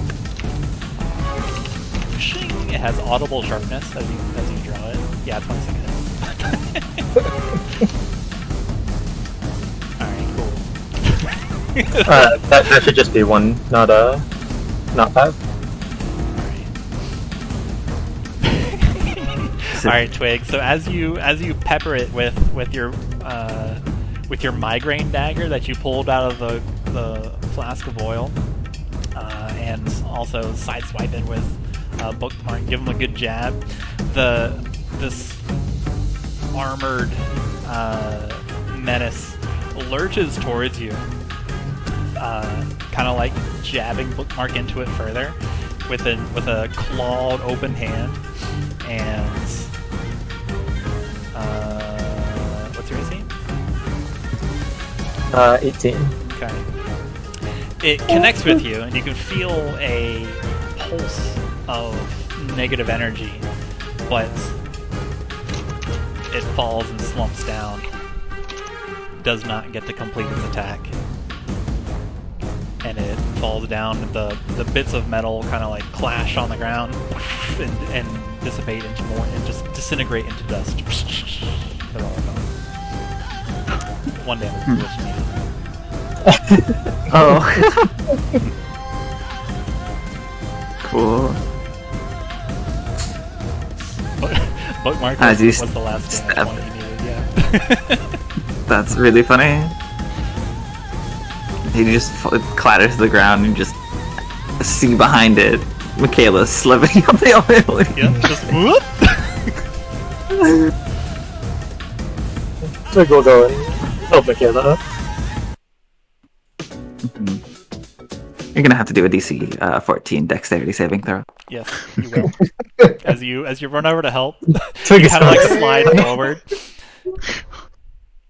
Xalia does a flying leap into the grease. She's not even trying to not slip. She's just flying in for maximum momentum. So it's a slip and slide. Yeah. She's good. Okay, can I make an acrobatics check to be cool and like slide into the wall and climb back up? Oh man. She's gonna fail this so hard. Pastiche, meanwhile, eyes full of sand, is stumbling around, not even aware the fight is over yet. The sand clears from your eyes, Pastiche. It kind of Okay, great. disintegrates and just it is no longer there. It's not even that you rub grains out of your hand. It's just no longer in there. You've got like some phantom itch, but you can see it again. And you see a Dune Okay, Strider. great. Just in time to watch Xalia run up a wall and miss me. You see this feat of excellence from Xalia, and she is awarded a +1 boon. Meanwhile, Chuman jumps down from the side of the house, starting over. How does it do that? You see your fens sliding and slopping in, unable to regain their footing in the grease. Doomstrider asks, "What's up?" I would eventually right myself.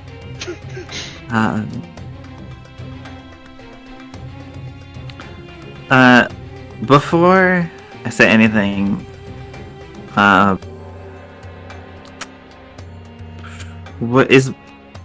would look at the scraps of it left on the ground. Right there, it's still there, right? There aren't any. Didn't like. It has disintegrated Oh. into dust. Just like the woman you killed. No, I'm just kidding. Hey, Thalia did that deliberately. Oh wait, no, the other woman. The other woman we've killed, right? It has disintegrated into dust, just like the innocent one that kid was thrown hit again. you with. Yeah. Or attempted to. And okay. Well, I would try to, I guess, just recall if that one had, like, I guess, when Xalia blasted it off the edge into the pit, had it taken any, like bits of it were blown off, right? And, fell apart. Yeah, I think we did that for flavor. Yeah. Right? But they were all gone by the time Thalia was exploring down there, but you don't know that. Okay. Yeah, I don't know that. Were there parts missing that looked like they had been blown off of this one that we just fought? No. It looked Okay. like it was But- whole and complete. But again, we didn't find anything after the fight last time. Yeah. There was not necessarily any wreckage, just... Okay. Its face disintegrates into chalk. Yeah, like a crime scene outline. Yeah. Makayla would steady herself and say, we were attacked by some manner of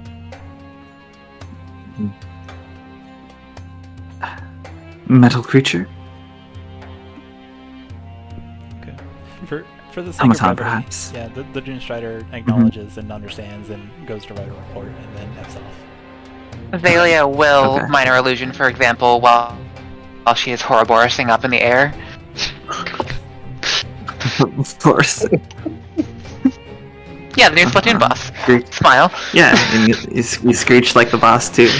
Uh-huh. You don't? Not in public, but... Why not? Are you a coward? Yes. Are you two alright? Alright. Looks down at armor. Surprisingly, yes. Looks at Twig. Twig nods. Just a scratch.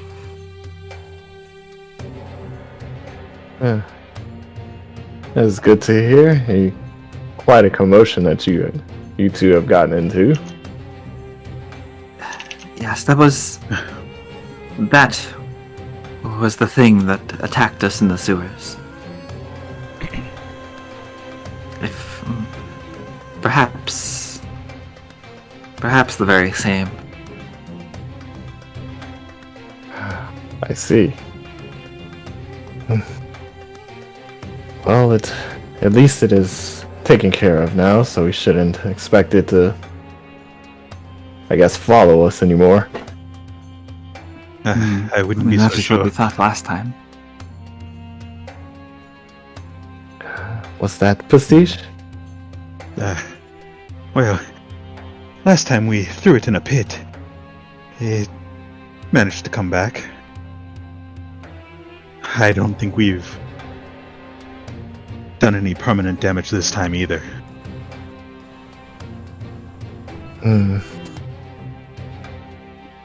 Kicks the dust. And it might be able to reconstitute itself. Might not have just done lethal damage as last time. It's hard to say. Xalia, Makayla would sort of, if you're still like on the wall / roof, would yell up to you, Xalia. Xalia, you went down into the pit. Did you find any of the remains when you were down there? She will shake her head, though it's a little hard to make out in the general motion. Mm-hmm. Undulation, perhaps, might be a better term. Yeah. Negative undulation. Hey, it's only negative to you. Well, a negative of the answer of not finding. Oh, yeah. Makayla. That's what I meant. I realized, yeah. Sorry. Right, well, it is possible, but perhaps if it had turned to dust like this one, then that would have been washed away. Hey, I suppose I can say. that sounds about reasonable to her. Mhm. All we know for sure is that it is after this slab, it is referring to it as, gestures. I believe you have it still, Twig? Twig nods and produces it, but he's careful not to let anyone else touch it. You should let Chuman touch it. Yes, be careful not to touch it, Those who have Chuman. If you touched do, it'll come after you too. Those who have touched it can see it, but it will then, I guess, you will become a target of it. But I do think its main goal is the slab itself. Slab? You can see Twig holding this like kind of broken, jagged down the middle, half of a circle slab. It looks like it's made out of some kind of quartz. Would it be something I recognize? Make a history check. Considering Chuman's been cave dwelling. Okay, 17. You do not recognize this.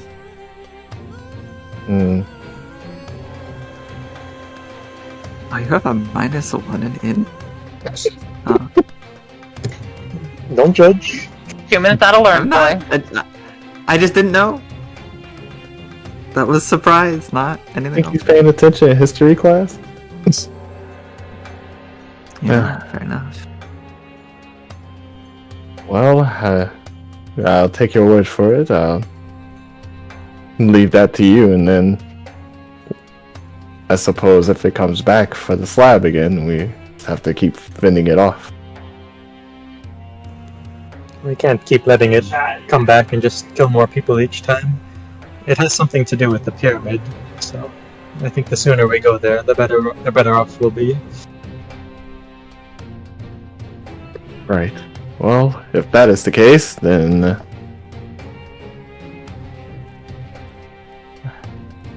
I guess we should expedite our time here.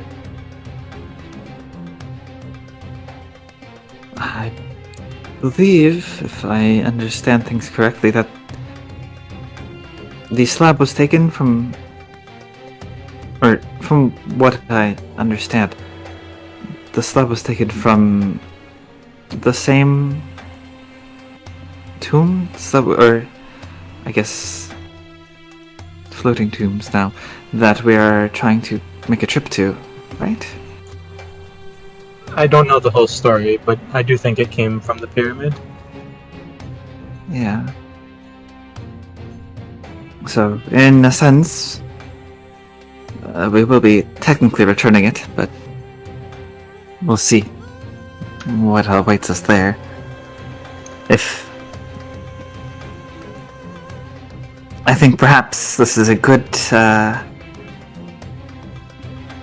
benchmark, per se, of what awaits us in that pyramid. If this is what chased anyone who took this out of it.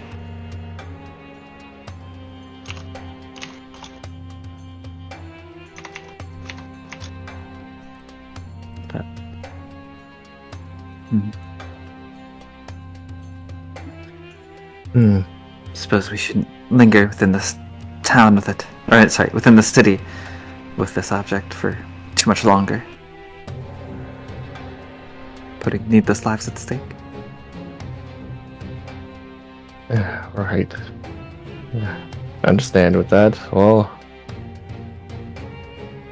we are to expedite our time here, and I shall need to wrap up with my own. Of course. Not to say we need to leave at once, we still don't. It took about a day or so for it to return last time. We still need more information. We don't know what will return. Just be on alert.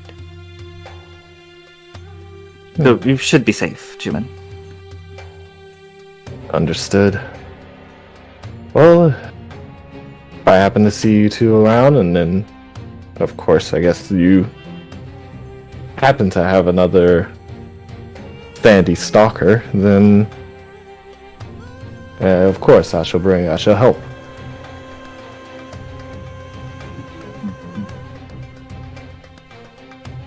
Of course.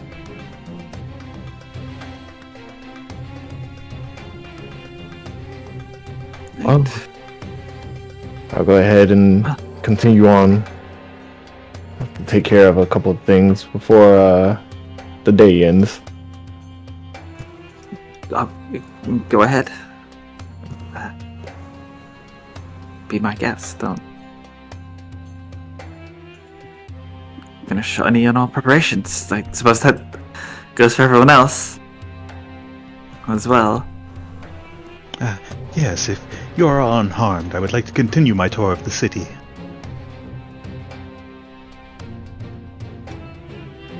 Go ahead. With that, Chuman nods and then heads back up north. Actually, Makayla would like to inspect the dust that it disintegrated into. Sure, make an investigation check.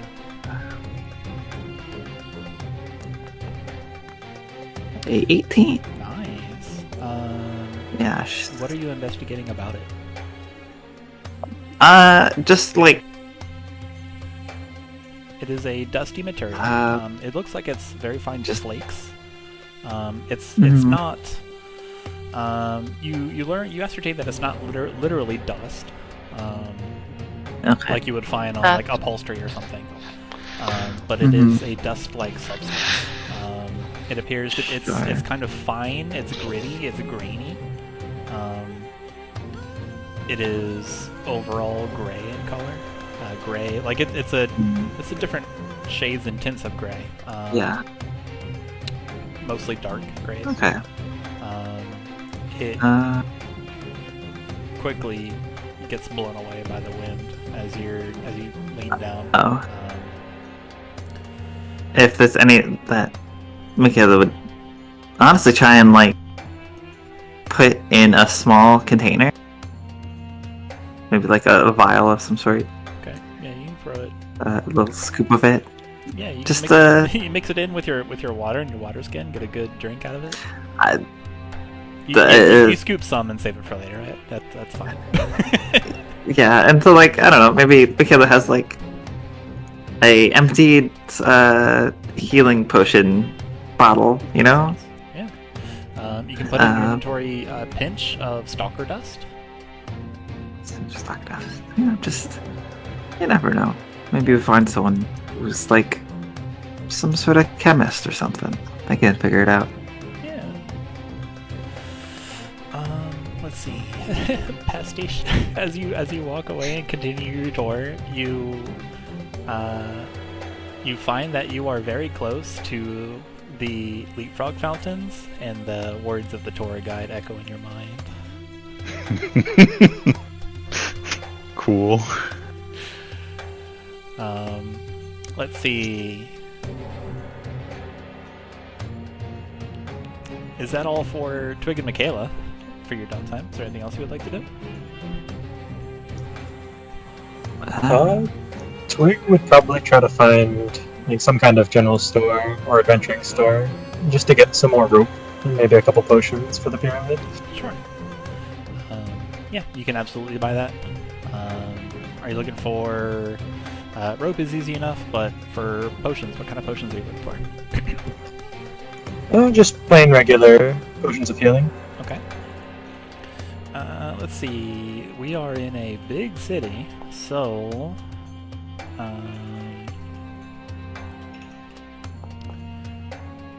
they have 6 regular potions of healing available. From a couple different shops. Like you find 3 at like just a random like adventurer store, and then 3 more from that apothecary store I mentioned earlier, that Pastiche. Clues you in 2 perhaps. He'll probably just pick up 2 while he's buying the rope from the adventurer store. Okay. Yep. Healing potions are 50 gold. 67 gold. What? Inflation's in Khorzaire too. It's been hitting Lux-Nox hard. 67. Yes. Alright, so we'll pay for 2 of those.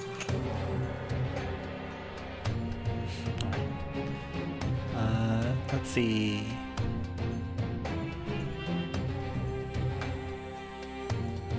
Cool. I accidentally just zeroed out my goal. Excellent.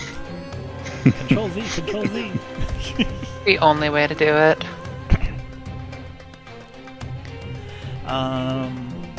While you take care of that, Chuman, a little later in the day, you hear a high-pitched, grating voice, like gravel being shoveled.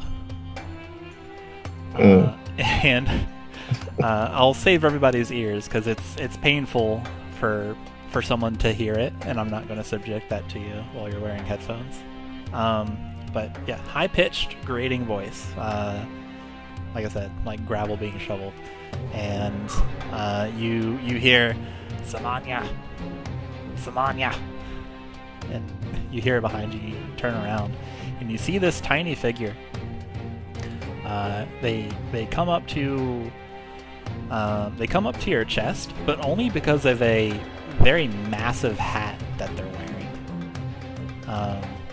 We'll move you over here for a change of scenery.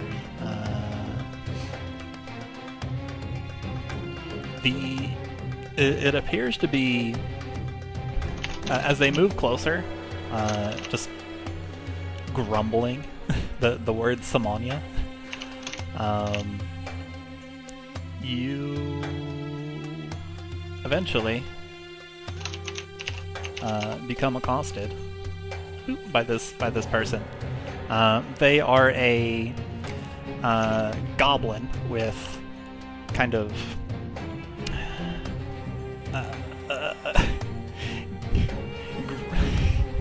like gangrene with like emphasis on the green part skin, and massive stitchwork hat. There's a bird standing on top of the hat, so it looks like it's either sturdy or something like that to allow the bird to have a roost on it. They're carrying this walking stick that has a bunch of coins, animal parts, bones, seashells, random rocks. It has way too many things on it. They all kind of clacked together to make a chime, like a woody, animal-based chime on it. And the hat is like covering their eyes, and they're still walking towards you. They're wearing this like awful, decrepit robe ? Made from stitched together animals, and they walk towards you, just saying, Savanna. They start poking you with their stick. You sure move about a lot. I'm here. Samanya. Excuse me? You must have the wrong person. Not you, string bean. Samanya.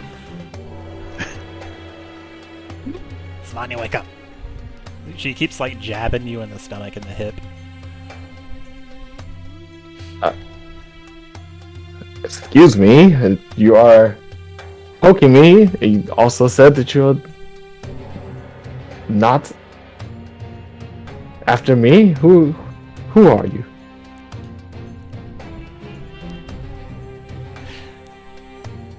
Not you.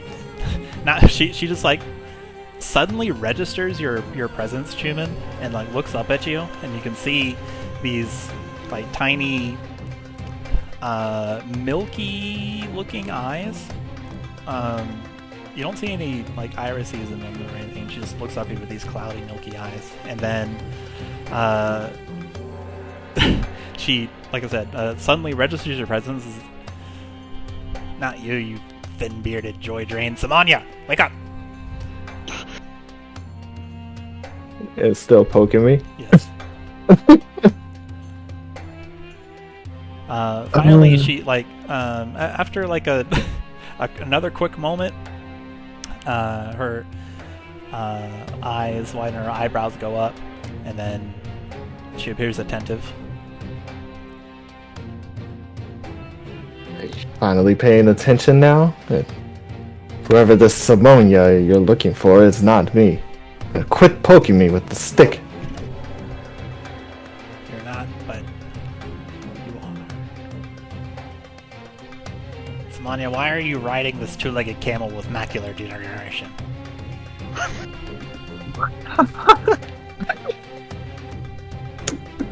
Dang. I see. What? That's why.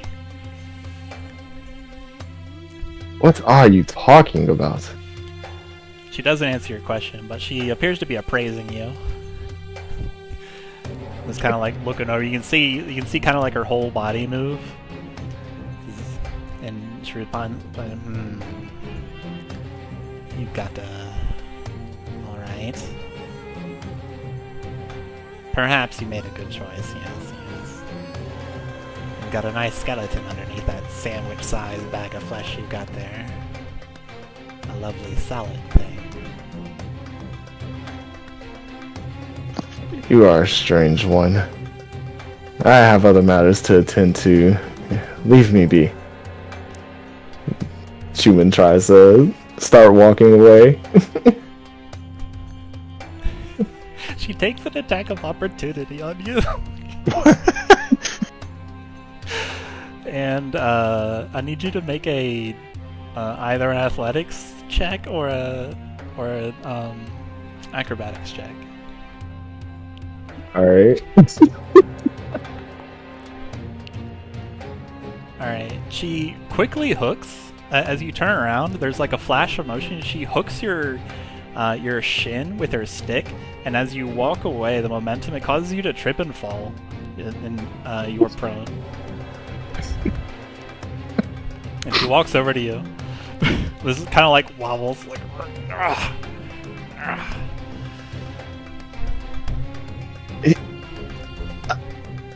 What? You will listen to me, you rotten piece of asparagus. You clearly don't understand. Inside you is the desire to consume, desire to triumph. Yeah, you like that word. Desire to persevere, you like that word too. She gets down. This, like the smell of like animal blood as she like wedges down next to you as you're like just stricken on the ground. There's nobody around but her. And she like there's this smell of animal blood on her breath, and she goes, "To survive."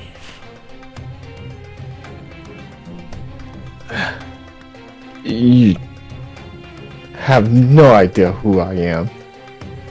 Yet you speak as if you do.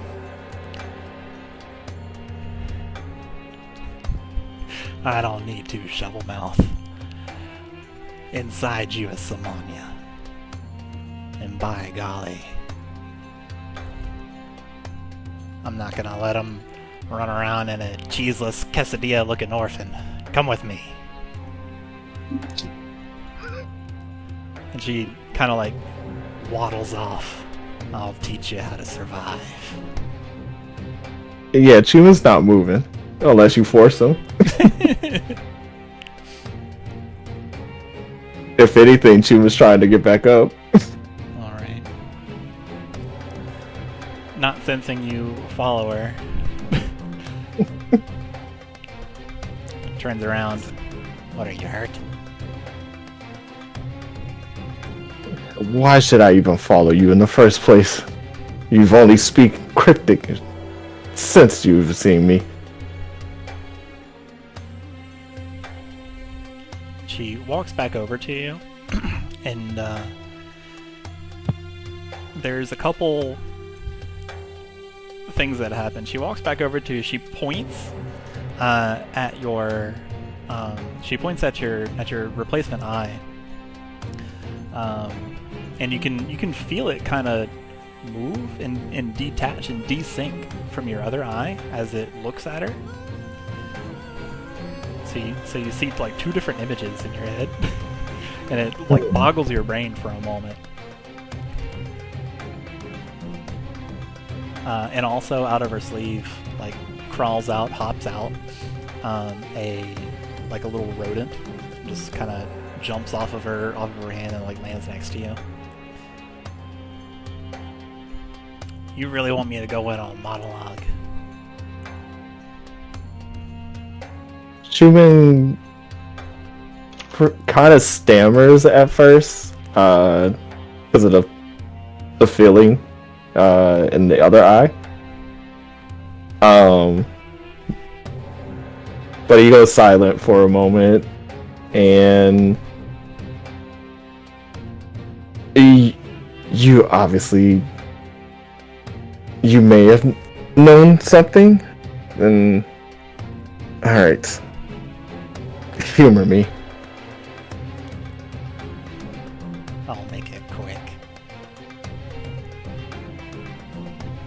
Inside you, baffling how there's no way who would choose a frostingless Pop-Tart like you. Are there Pop-Tarts in this world? Yes. There are now. They're a special order. The lost my train of thought. Sorry. Inside you is certain, we'll call it an aspect. The aspect to survive, the instinct to live. I don't know why it's chosen me, but it's not my decision. But it is something I aim to increase the power of, and that if it means catering to you, then so be it. Inside you is savanna.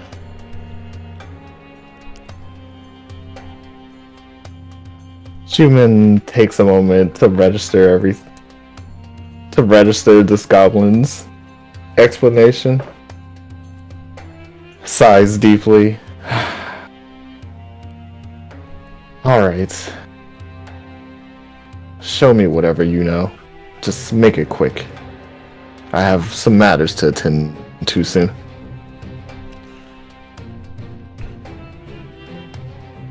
She nods and doesn't explain further. There are now 3 or 4 rodents around you. And as you get up, there's like 6 or 7.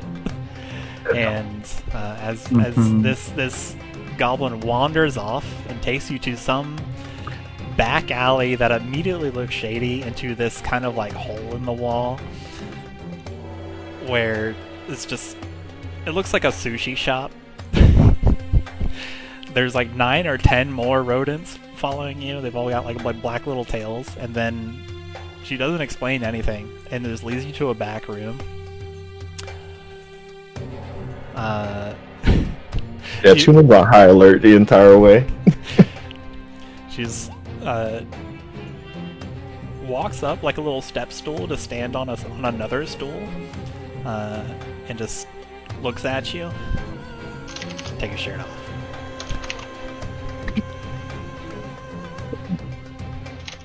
Excuse me? You heard me. Take your shirt off, you tall glass of warm beer.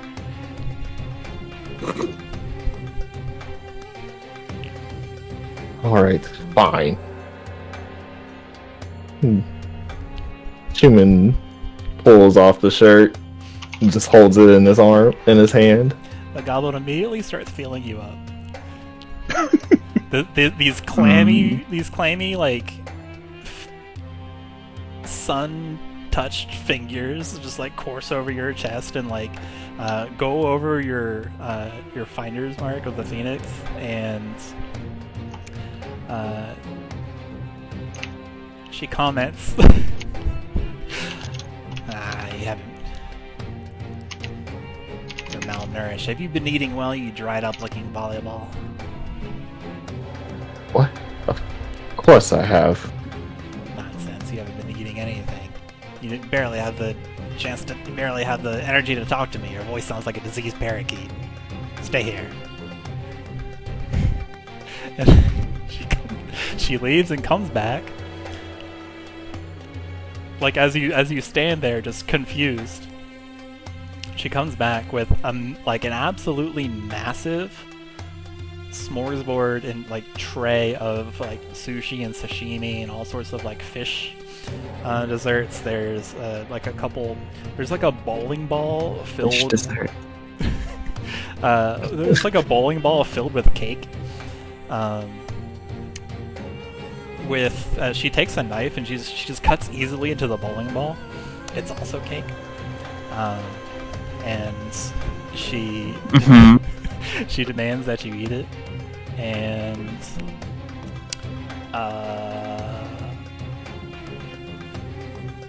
you make a new friend.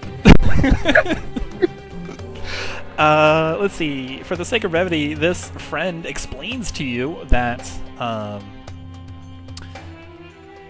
there is an aspect or instinct or something named Savanna, and it is basically the embodiment of wanting to survive, and somehow it has been implanted in you, and that is that you learn that is the presence that you feel in your eye and in your soul.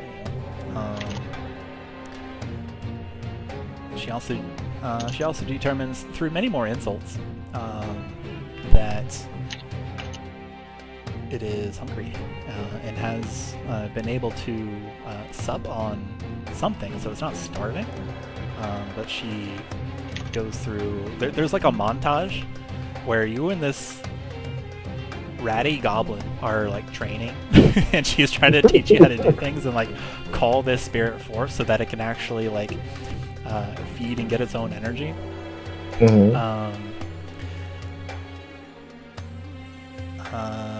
You learn how to summon your wildfire spirit. Oh shit. It looks like this. It looks like a massive snake made out of magma and dripping lava, and it's got this kind of like feathery looking fire going all the way down its back. And you were introduced to Savanna, who is your wildfire spirit. At the end of this, she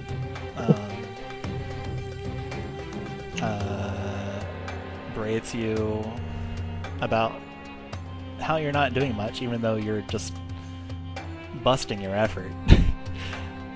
Alright, couch stain. Quit standing there and looking like a cup of lukewarm decaf. And she teaches you Flame Arrow. You can cast it once per day. It recharges when you see the fire of the dawning sun. Alright, cool. Savanna, your wildfire spirit, is wordless the entire time, does not speak, but looks at you and seems to regard you with a degree of like solemnity, but does appear to be able to communicate to this goblin. Okay. You have also made upwards of 36 new friends. They're all kangaroo rats. Really, what other friends do you need, though? Are they related to All the company rats you'll ever that- need. They are Are they related to the they are rats all that, around. that Makayla made? You do not know about Makayla's kangaroo rats. I don't know if I ever described that. I just said bunch of rodents.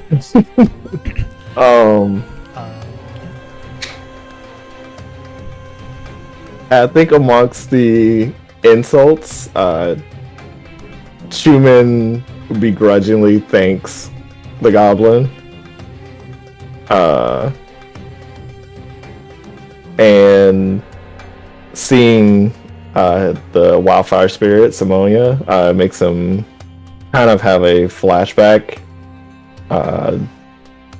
during when he was injured in the cave and how he first got the eye. And so he connects the pieces and understands what actually happened back then, since he had like short-term memory loss at that point.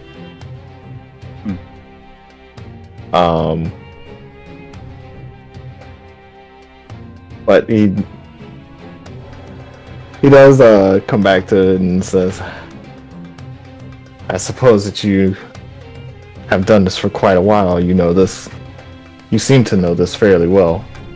I have to thank you for helping me know about this soul that was resting within me.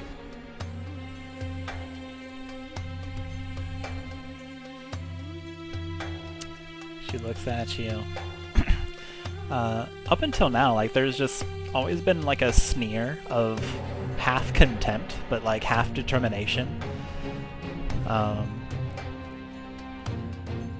Like, just her resting face is just one of annoyance. But it softens a bit when you thank her, and she just like gives you a nod, or like her hat flops and the bird just kind of like opens its wings and caws, trying to keep its balance. This bird has never left her hat the entire 3 days, by the way. I guess there's some semblance of courtesy. Maybe you're not, and then maybe you're not a candy cane covered in dog hair. I'm not sure whatever that means, but no, not with my own history. At any rate, is there any way I could thank you or repay you for this?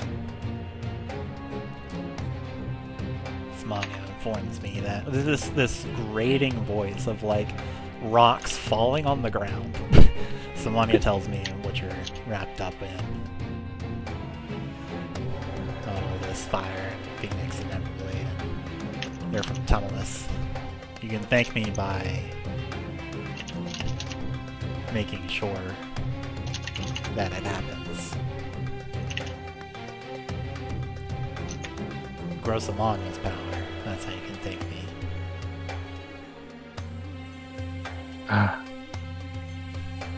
All right. Well then, I need to be off. Once again, thank you. And among the kangaroo rats, Chuman kind of navigates around them and tries to head off. Either the library or the back at the inn, Okay. whichever he ends up stumbling to first. Alright. Let's see. Yep, and then you stumbled into that area. Which brings us to Xalia. Hello. Greetings, Xalia. For your Pop-Tarts. what are you up to during your downtime? You're having a joyride, I think. Yeah, she does a mix of basically just joy flights, being Horrorboros / Dark Souls Raven person / whatever the fuck she feels like, flying creature, causing pandemonium, etc., etc. And when she's not doing that, she's going to be researching a version of the sending spell that works for her. Okay. I.e. something that basically transmits direct emotives rather than words. Okay. Cool. Make me an Arcana check.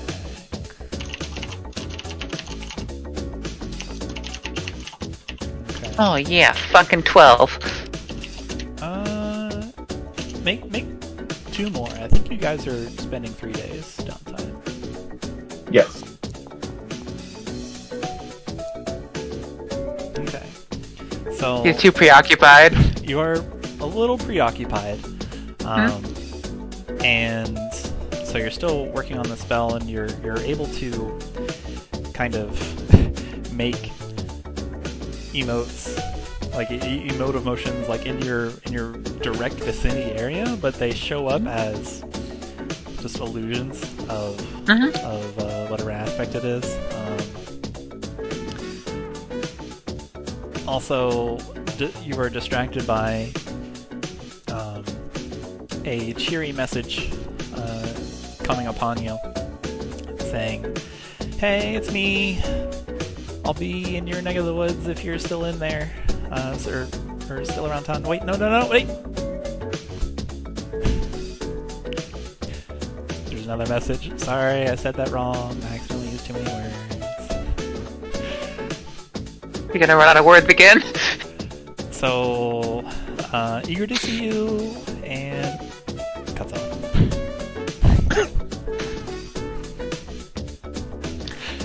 I think Xalia will spend like 15 minutes trying to put her words in front of each other and eventually come up with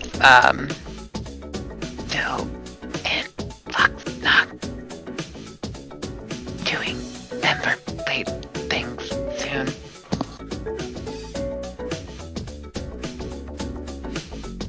See you soon. Love you. And proceed to not think of anything else, so just leave it at that.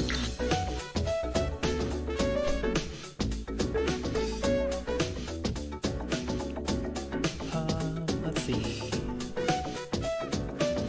On the third day, towards the evening, when you guys are preparing to head out,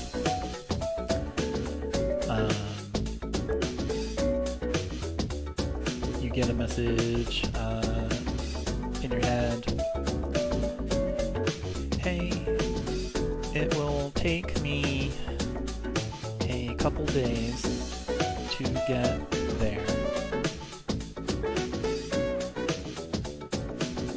Have lots to teach and show. Looking forward to it. See you soon.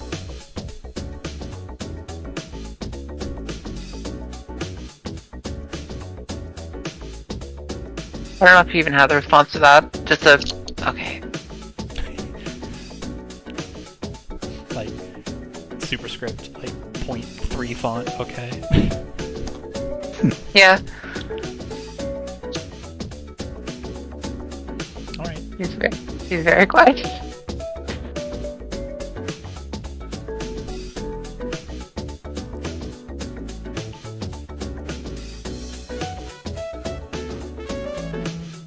Let's see.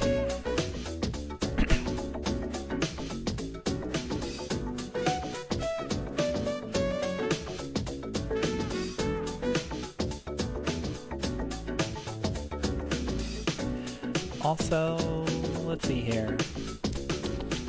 While you're flying around, make a perception check. Okay. 1 for each day, so 3, please. Okay.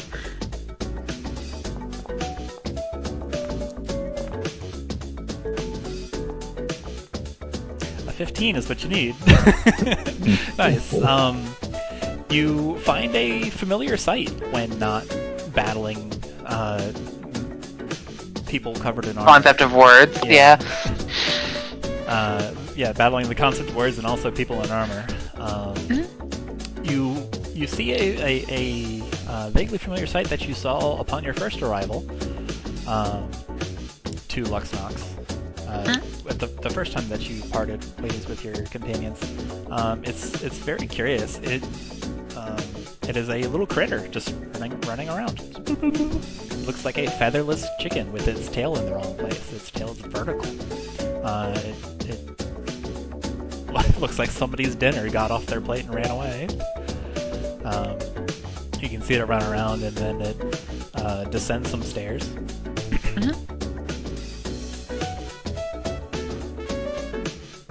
He's gonna dive bomb after it. Okay. She's a big fucking wyvern thing now. You dive bomb after it. You're downstairs. You're underneath. You're underneath the canal where it has this big glass tunnel, and there's the canal up above this underwater viewing section. It is there. You catch up to it right away this time because you are flying. Yeah. and you dive bomb. That's quick. It is there. It is scratching at one of the lower glass panes that is keeping all of the water not in your immediate vicinity.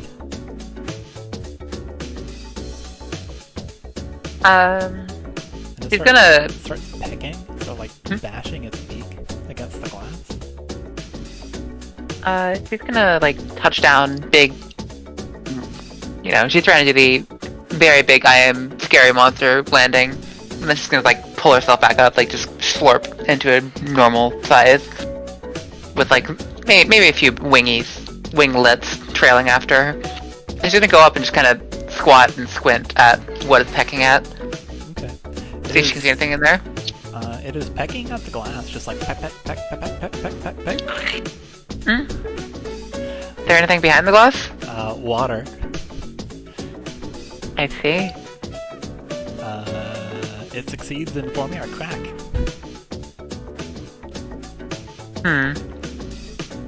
It, like rams its beak into the crack, and there's like a little water spout coming out now. You're gonna observe what is happening. Does it continue or just like lap up the water? It does kind of like that mama bird like regurgitation motion and noise. And then it jams its beak up against the crack to the hole, the water spout, and you observe on the other side there's this dark purple kind of smoke / liquid coming out from this flesh chicken's mouth, and it's going into the water. You're gonna grab it, like by the neck. Okay, make a athletics check. Cool. She's great at these. I think it will also use athletics.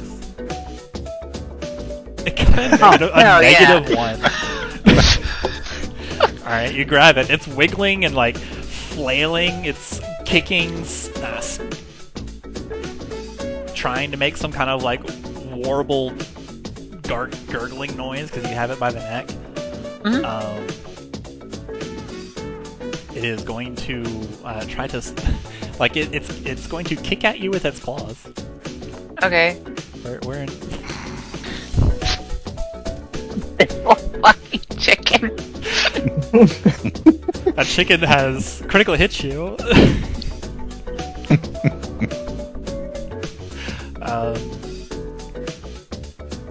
Unless you have something to say about that, I am going to roll damage. Yeah, sure. Wait. Okay. She has something to say after this. Okay. 8 Ow! 8 claw damage as it scratches, like it contorts its body in such a motion where it, like, you've got it by the neck, it moves its feet up to where it can scratch at your forearm, and it just rakes down your arm.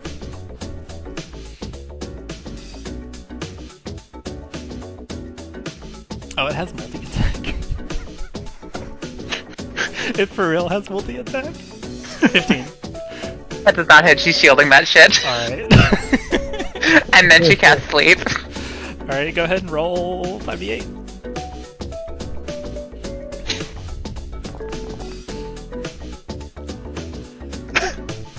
You said you cast shield, or Yeah. hits your shield?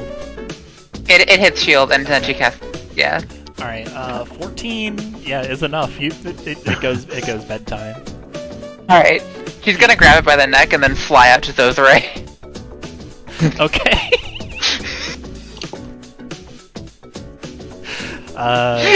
Let's see, how long does it... Sleep only lasts a minute. Does it take a minute to fly from here to Khorzaire?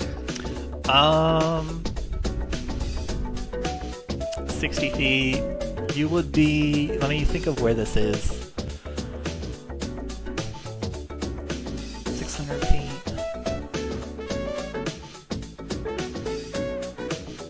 Roll me a 1d6 to flip a coin. Is that tails? That's tails.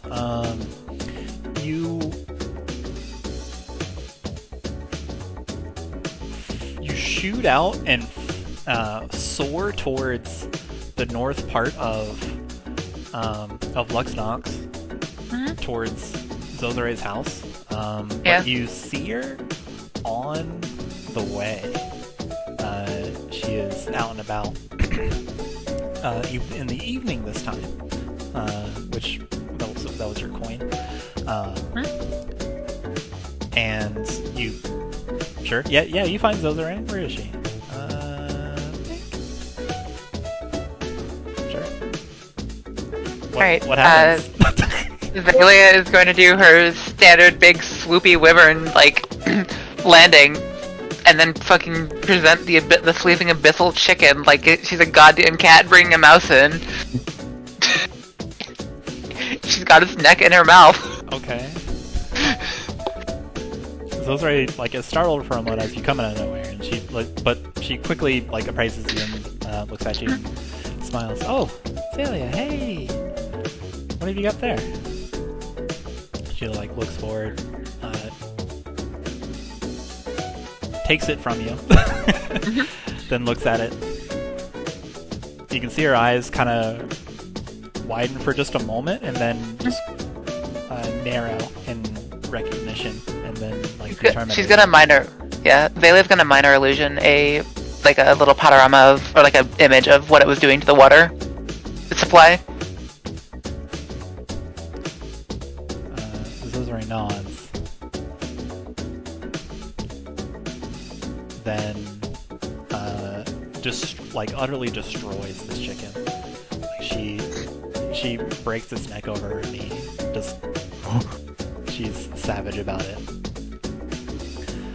Xalia nods. Thank you, Xalia. You have done a good deed. This is a...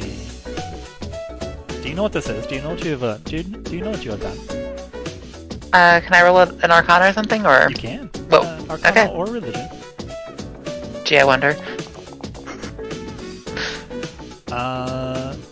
When Khorzaire brings it to your attention, and you're, like, prompted for, do you know?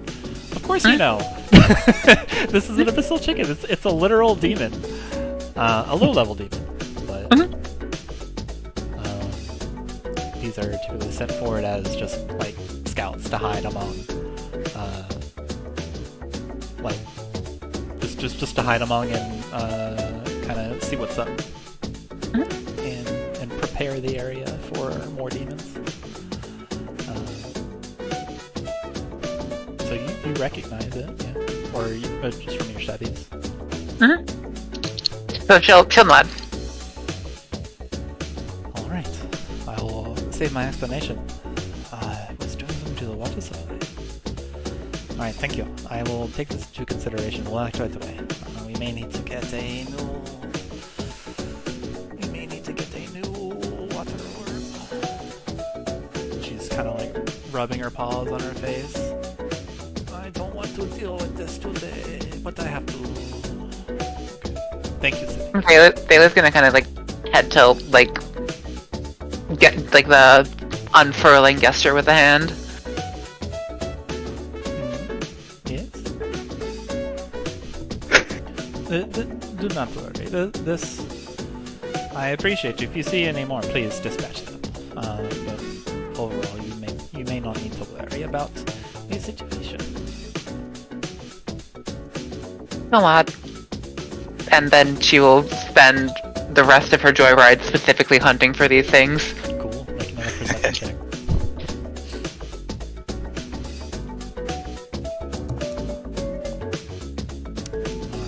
Alright. Over the next few days, you take a personal vigil looking for more chickens without feathers. But you do not find any. Damn, fucked up.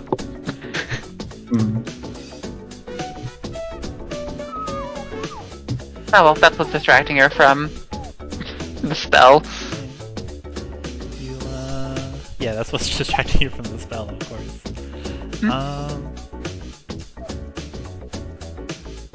Let's see. I know we're a little over time, guys, but give me like 15 minutes, or give me like 10 minutes. Okay.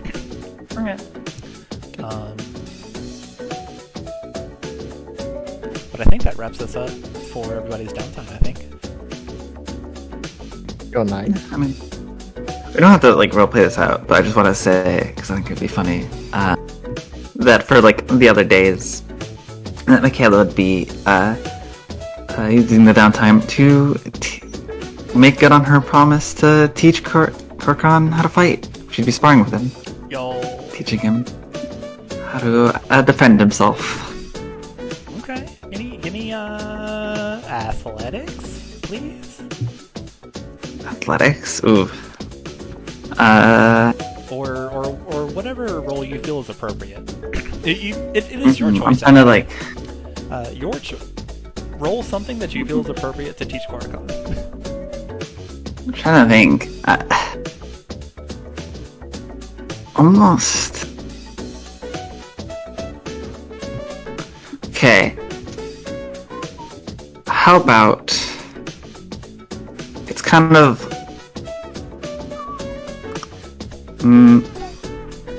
I'm thinking persuasion, because it's a lot of explaining sort of what the ways of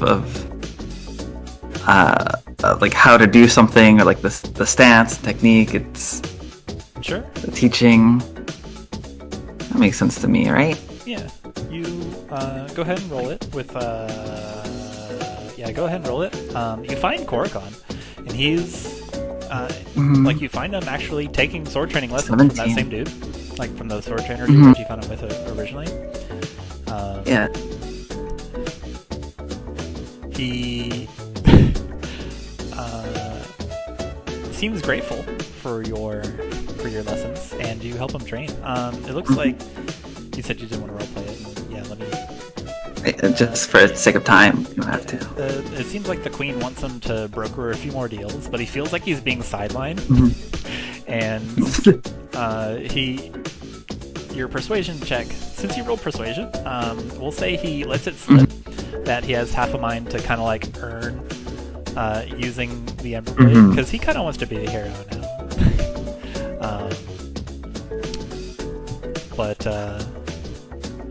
if not, but like he feels like he wants to earn a place doing some kind of like swashbuckling or something like, sure, like getting out of the merchant business and more towards some kind of like action or bodyguard business. But he wants to work with the Queen. Sure. I think Makayla would. But yeah, so he kind of like wants to earn his place with it.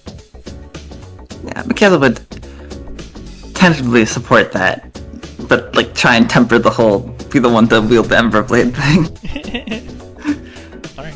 But yeah, cool. That's all. Yeah. Let's see. So everybody gathers up. Unless there's anything else, yeah, let's gather up. You all show up at the edge of friggin' Lux-Nox with your 3 raptors.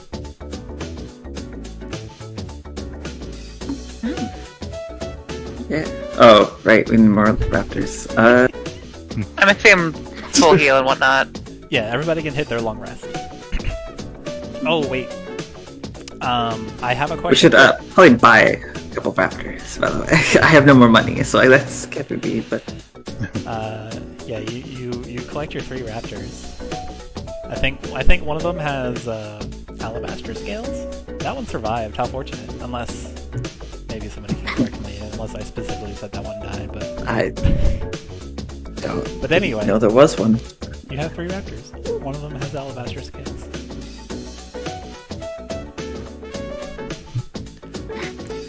Cool. But before that happens, I remembered something. I have 2 questions for Twig. Question 1 for Twig is, Twig, in the afternoon on the 2nd day,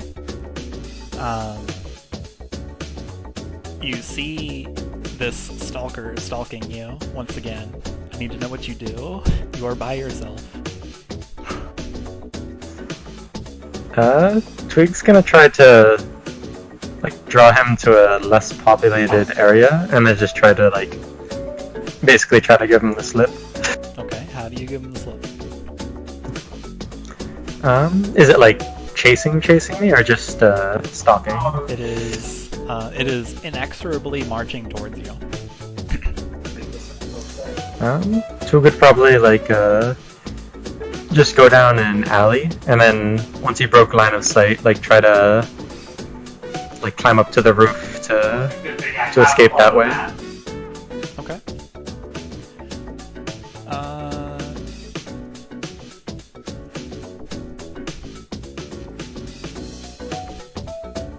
That seems to work the first time. I have a second question for you. The 3rd day, this happens again.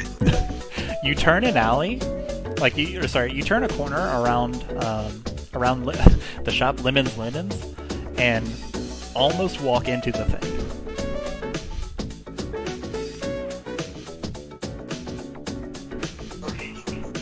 Makes a grab towards you. It makes a grab towards me? Yeah.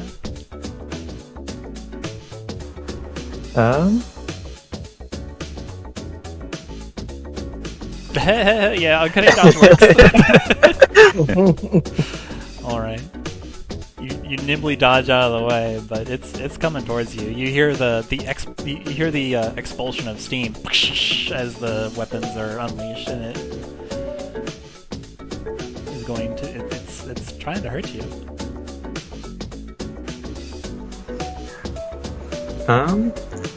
Twig would probably. I would still be alone at this point, right? Yes. Twig would probably not try to engage and just try to run away. Okay. Maybe once he gets far enough away, he'll use disguise self and just look like an anonymous Dune Strider.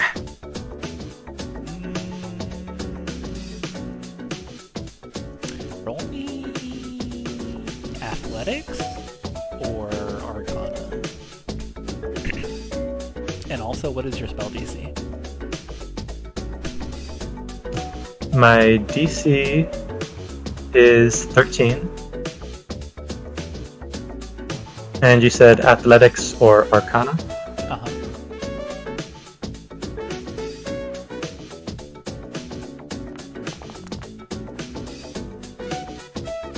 I'm gonna use my advantage on that, or my inspiration. Okay.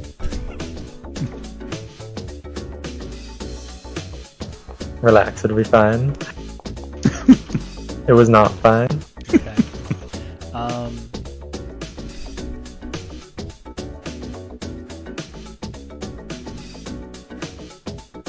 Okay. So you do some fancy climb a building, then don a disguise and kind of double back, and then try to fool it by being just nonchalant, trying to get to a more populated area.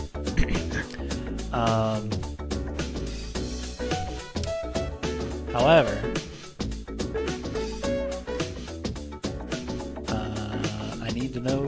AC? I was actually going to ask about that. I think it is 17, because the regular studded leather is 12. Oh, okay. Alright, that's fine. In that case, a 26 hits you. Yeah, 26 hits.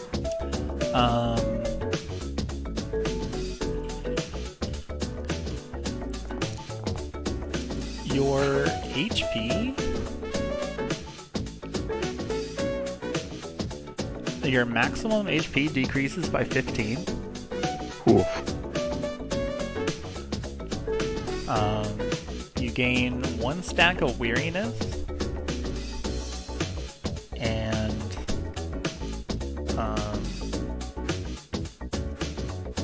what else happened? Weariness and you can feel this kind of like negative energy moving throughout your body and kind of like making you kind of slow to a crawl. You develop a chronic cough. Doesn't feel good. You feel very sick. Very sluggish, very lethargic, and very low energy. It's done something to you. You get stomach aches. Something churns. Feels like wounds in your stomach. Tummy hurts disease. You are in your. This happens in your downtime because this thing implacably chases you.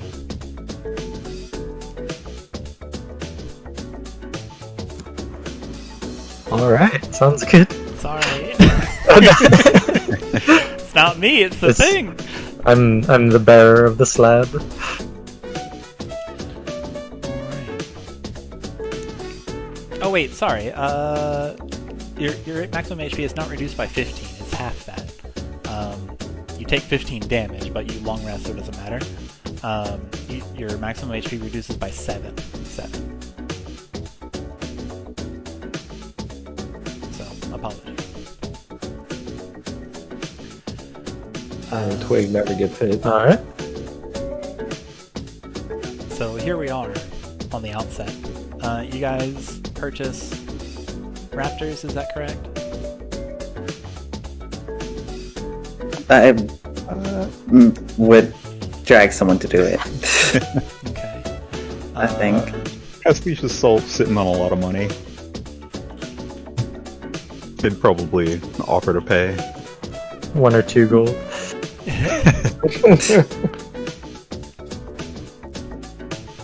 Yeah, Chuman has some to spare. He'd offer up a little.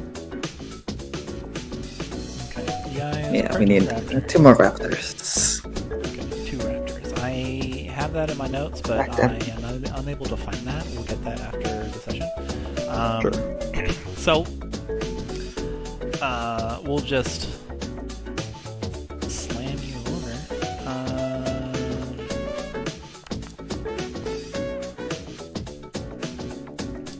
Whoops.